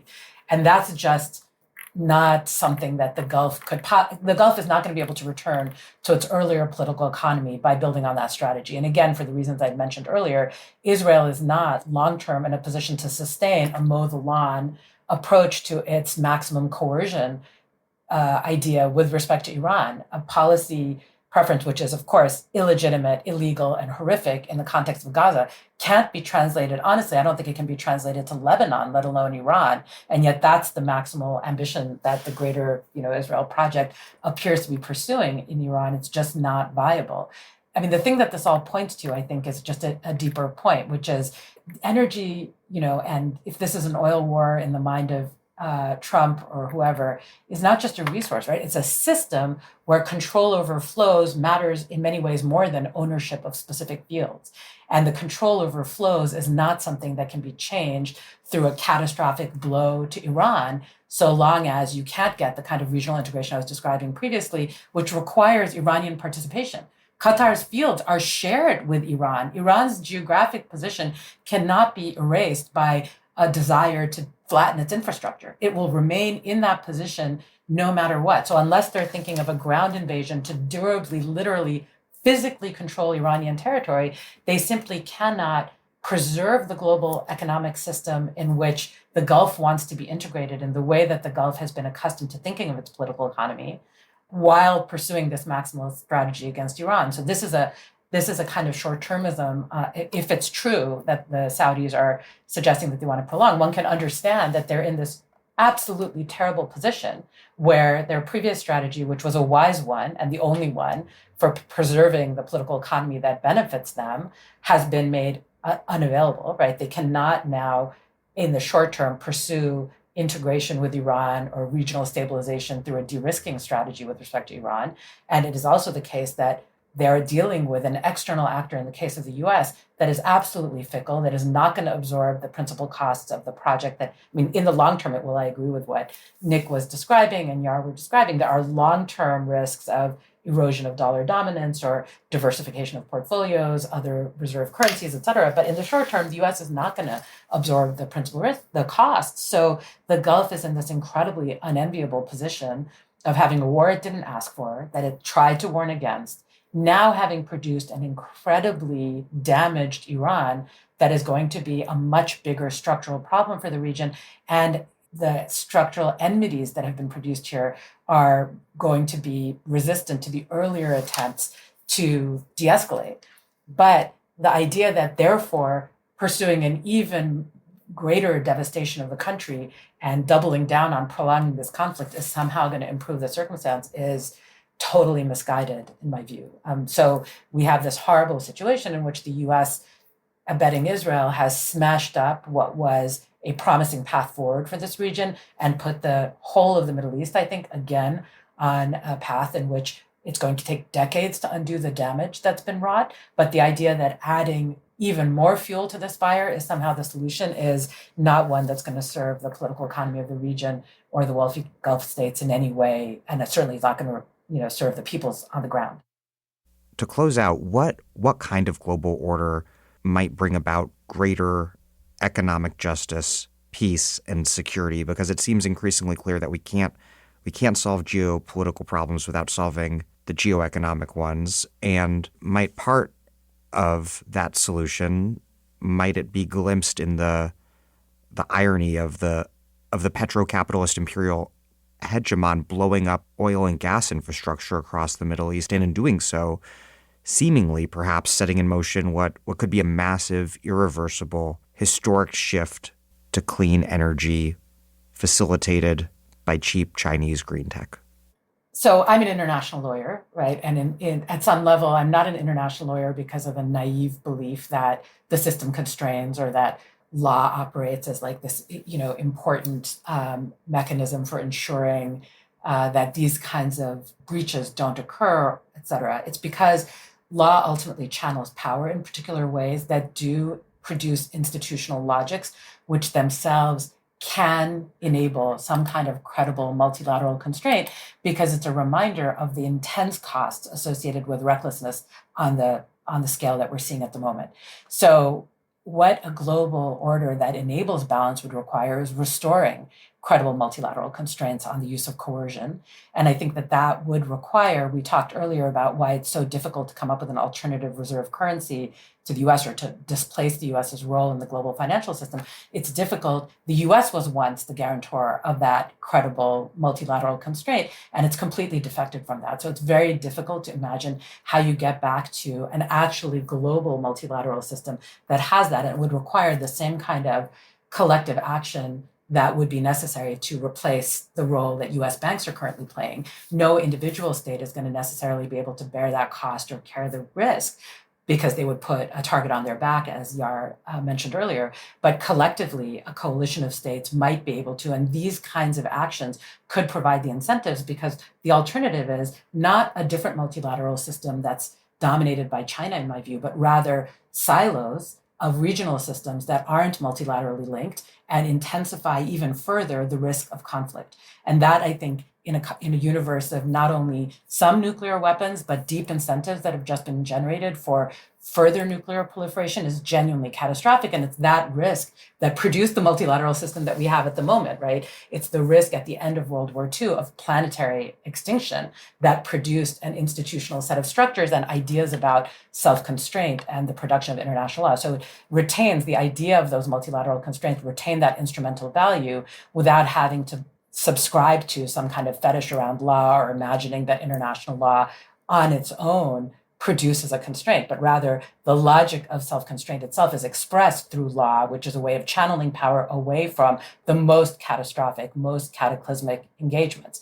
But that's only a part of it. A durable order also has to confront the deep issues of structural inequality, which I think are one of the drivers of what we're seeing now. The hubris, the asymmetry, the reasons that the United States doesn't have the sort of strategic acumen we were describing, is all of this is kind of the long tail of the system the US itself inherited. And this goes back to a couple of points Nick was making earlier: Pax Britannica, open systems, closed systems. It's imperial orders that have produced the structural inequalities that we have today, and also produced the logics that made multilateral constraint briefly possible in what is ultimately, I think now we would look at as a parenthetical in a broader global history that is driven primarily by unrestrained, unconstrained resort to coercion.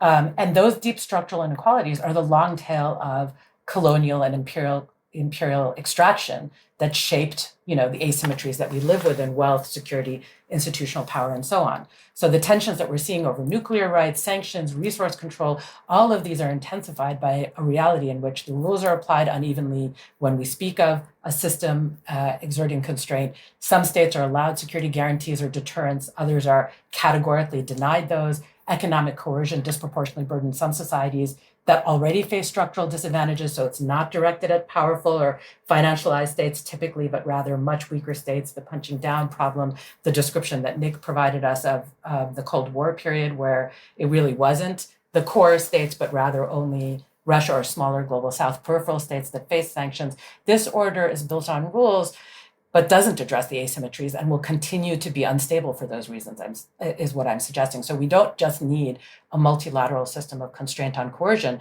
but one that meets additional requirements around material equity, so reforms that address unequal exposure to shocks, some meaningful commitment to sovereign parity, which is to say more consistent application of rules, like that is expressions of self-restraint that actually value the long-term benefit over the short-term capacity to engage in defection, and that instantiate forms of voice and representation that the existing international legal order just haven't had for states that are outside of the traditional core. So without this, what you have is not so much order as managed hierarchy that depends on a hegemonic actor providing the kind of entrenchment capacity of the institution, when all of the small states are actually just crushed under the weight of the way that the order has been constructed. And that, to me, remains unstable. Now, of course, all of the things I just described are desiderata that are extraordinarily difficult to attain. But I do think we need to have some kind of just an understanding of what has made this system come undone, right? And it is in part the clear appreciation for the existential risks faced, not just by the weak, but also by the powerful at the end of the Second World War, has simply itself eroded. We don't have an understanding of that any longer. And this war, to me, the Suez Crisis might be an appropriate analogy, but another one that one thinks of is the First World War, because of the entanglements of alliances that have driven unwilling parties into a conflict that they sought to resist, including the Gulf states that we were just talking about a moment ago, and that keeps threatening to spill over further. The U.S. speculation about bringing NATO in to accompany tankers is just one example of the ways that one of the incentives that the U.S. has currently is to try to draw in as many actors as possible to this conflict, to distribute risk and to distribute costs in a variety of ways. All of that is just catastrophic. Like, this could be one of those moments that produces a self-correction. And that takes many forms. I mean, one of them that is obviously going to be manifest is, countries have a very strong incentive to diversify away from fossil fuels, right? So this, one of the, ironic sort of collateral effects will be accelerating the kind of energy shift, maybe not in the United States because of shale for a variety of idiosyncratic reasons, but everywhere else globally, you are going to have an intensification of dynamics that were already underway there. But it may have other effects as well. I mean, that's, I think, the only way we retain a system that does not continue moving further and further towards greater increments of coercion and more likelihood of global conflagration is by finding a sober way to assess the threat that's now been unleashed against both very powerful states and weak states. And that involves not just a return to an idea of multilateral constraint on coercion, but one that would be built on a sufficient commitment to equity to tame the kinds of hubris that we're seeing at the moment. So whether that's attainable, I don't know, but at least being able to articulate what would be required, I think, is a step towards being able to think through policies that could move us in that direction. The thing that I would begin by asking is actually, how did all that oil infrastructure emerge in the Middle East? Because it arose in the 1930s and 40s with explorations largely by British and American firms, right? Aramco, the Anglo-Iranian Oil Company, as part of an imperial system that became key in World War II to victory of the Allies, that powered a lot of the logistical effort that drove the Allies to victory. And Aslı already explained how that system gave us some of the global order that's now disintegrating based on ideas of equal sovereignty, at least nominally, and a sense of restraints on coercion. But I think the deeper lesson of it is that there are integrative material benefits to empires that subsequent national and emancipatory and egalitarian projects build on, and that this crisis is a crisis of the material economy. It is not a financial crisis, even though that's where a lot of the dynamics of pressure and counter-pressure and jawboning that we talked about play out. It should refocus our attention on the physical foundations that sustain our societies. And the deeper lesson, I think, about the rise and fall of these orders is that they have to be built on a system that can guarantee provision of those material resources, of energy flows, of basic commodities, of basic implements and resources with which societies can survive and reproduce themselves. And then on top of that, we have a system of rules that emerges, and we've talked about that too, that makes it possible for everyone subsequently to enter a global order or trading system and deal with it with relative predictability. Be able to assume that certain rules are going to be in place, that certain commitments are going to be honored. And whatever progressive and emancipatory projects you want to have must presuppose some degree of that predictability. And the big question, of course, right, is whether there is a sufficiently large group of countries that will be able to do that in the future in the absence of the United States, which has clearly abdicated that role.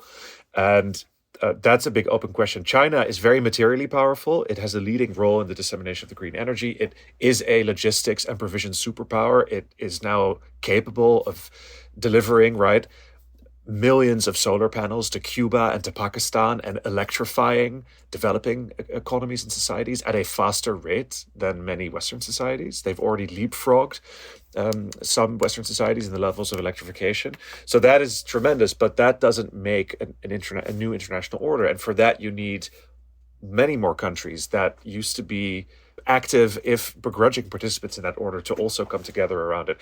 I think there's a kind of relatively intelligent version of globalist centrist liberalism articulated by Mark Carney that already put that agenda on the table at Davos in January, right? A middle power strategy of, okay, can we come up with an agenda for 21st century globalization outside of US hegemony that can insulate us against some of the risk? But that discussion needs to be open. My main suggestion would perhaps be, let's start from countries and governments whose policies we think are good and can be universalized, right? Can be scaled up, who can call out aggression consistently when it happens against Ukraine or against Iran or against other countries. And I think Spain in Europe is, for me, a country that really has the epitome of a consistent approach to the international system, to international law, that has invested very strongly in green energy. Unsurprisingly, is also one of the countries that has a balanced view of European autonomy that is equidistant from the US and from China. It's being misread, I think, as cozying up to China. In reality, given the nature of US dominance and still supremacy over many European countries, any move towards independence is going to be construed as cozying up to China, right? So just getting to equidistance and autonomy you're going to have to be willing, I think, Europeans are going to have to be willing to face some of those criticisms. But ultimately, that seems to me the kind of policy that if we scale that up, we could get somewhere very promising. And I would also say Brazil has been a very important benchmark for me in thinking about, right, now very much investing a lot in renewables as well, thinking about a progressive future that is still possible in the absence of the current order as it exists, and thinking about building that back up. So those are maybe my suggestions. Is let's think about the countries and the projects, regional projects that we think do it well, and then how can we link those together? Yeah. Yeah, I mean, Aslı and Nick, I think, have covered this ground phenomenally. But just to build on that last point about regional projects, that's exactly how I see it. I mean, ultimately, much the same way that creating a new order after World War II required thinking about the reconstruction of Europe, and the process by which you create a political and economic order to enable that reconstruction then gave us the framework for a global order that had many positive effects, but was, of course, an imperfect kind of political project. I think we can imagine the same for the Gulf. And this is where, again, as Nick said, trying to be hopeful and optimistic, I do think there's a pathway out of this war and towards a more durable peace where basically Iran and the Gulf states double down on their mutual dependence and double down on the idea that actually building a framework, a regional security architecture that is alongside a model of shared economic prosperity, alongside a deliberate effort to create institutions that coordinate political action, that becomes a project that then provides a model, particularly because even if we are skeptical about the capacity for countries like Iran or the Gulf states to participate in progressive or emancipatory kinds of politics, at the end of the day, these are sort of consummate middle powers, and they are middle powers that exert a lot of influence in the global system. And so if they are able to go through this process and thereby find some new way of coexisting and become less dependent on a US-led sort of order, which has had so many deleterious effects that we've discussed in this conversation, that's a really profound and important outcome. And I think ultimately that's where a lot of the more forward-thinking leaders in that region, and there are many, and that is itself a real asset, may be willing to take things if we can break out of this very zero-sum thinking that is dominating during the war itself. So the pause of a ceasefire allows us to think with a greater political imagination, think again about not just the short-term crisis, but building for a long-term future. And that's where I see a lot of potential. And it's really about going back to the regional projects and finding the solutions that then can be universalized. And this war, as devastating as it is, if we can take it as a teaching moment and find a way to build a more sort of equitable order in the Middle East, I think that will be profoundly meaningful for the rest of the world as well. Well, Aslı Bâli, Esfandyar Batmanghelidj, and Nick Mulder, thank you all very, very much. Thanks, Daniel. Thank you very much, Dan. Thanks so much for having me. And I really want to say what a pleasure it has been. I've learned so much in being in conversation with Nick and Yara as well. So Dan, always so great to be in conversation with you. And thank you so much for inviting me to be in this particular conversation. It's been great.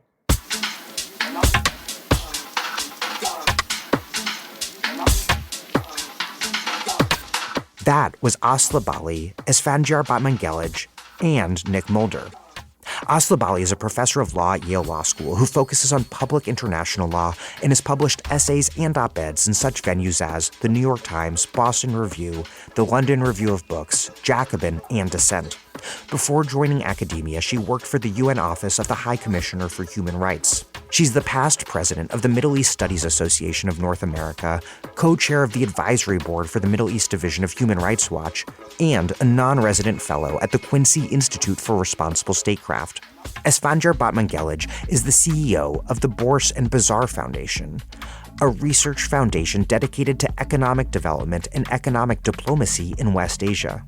He's also a professor at the Johns Hopkins School of Advanced International Studies, where he teaches on the effects of sanctions. Nicholas Mulder is a professor of history at Cornell University.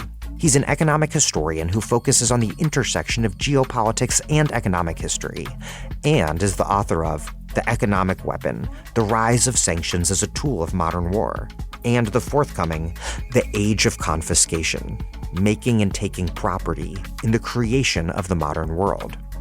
Thank you for listening to The Dig from Jacobin Magazine.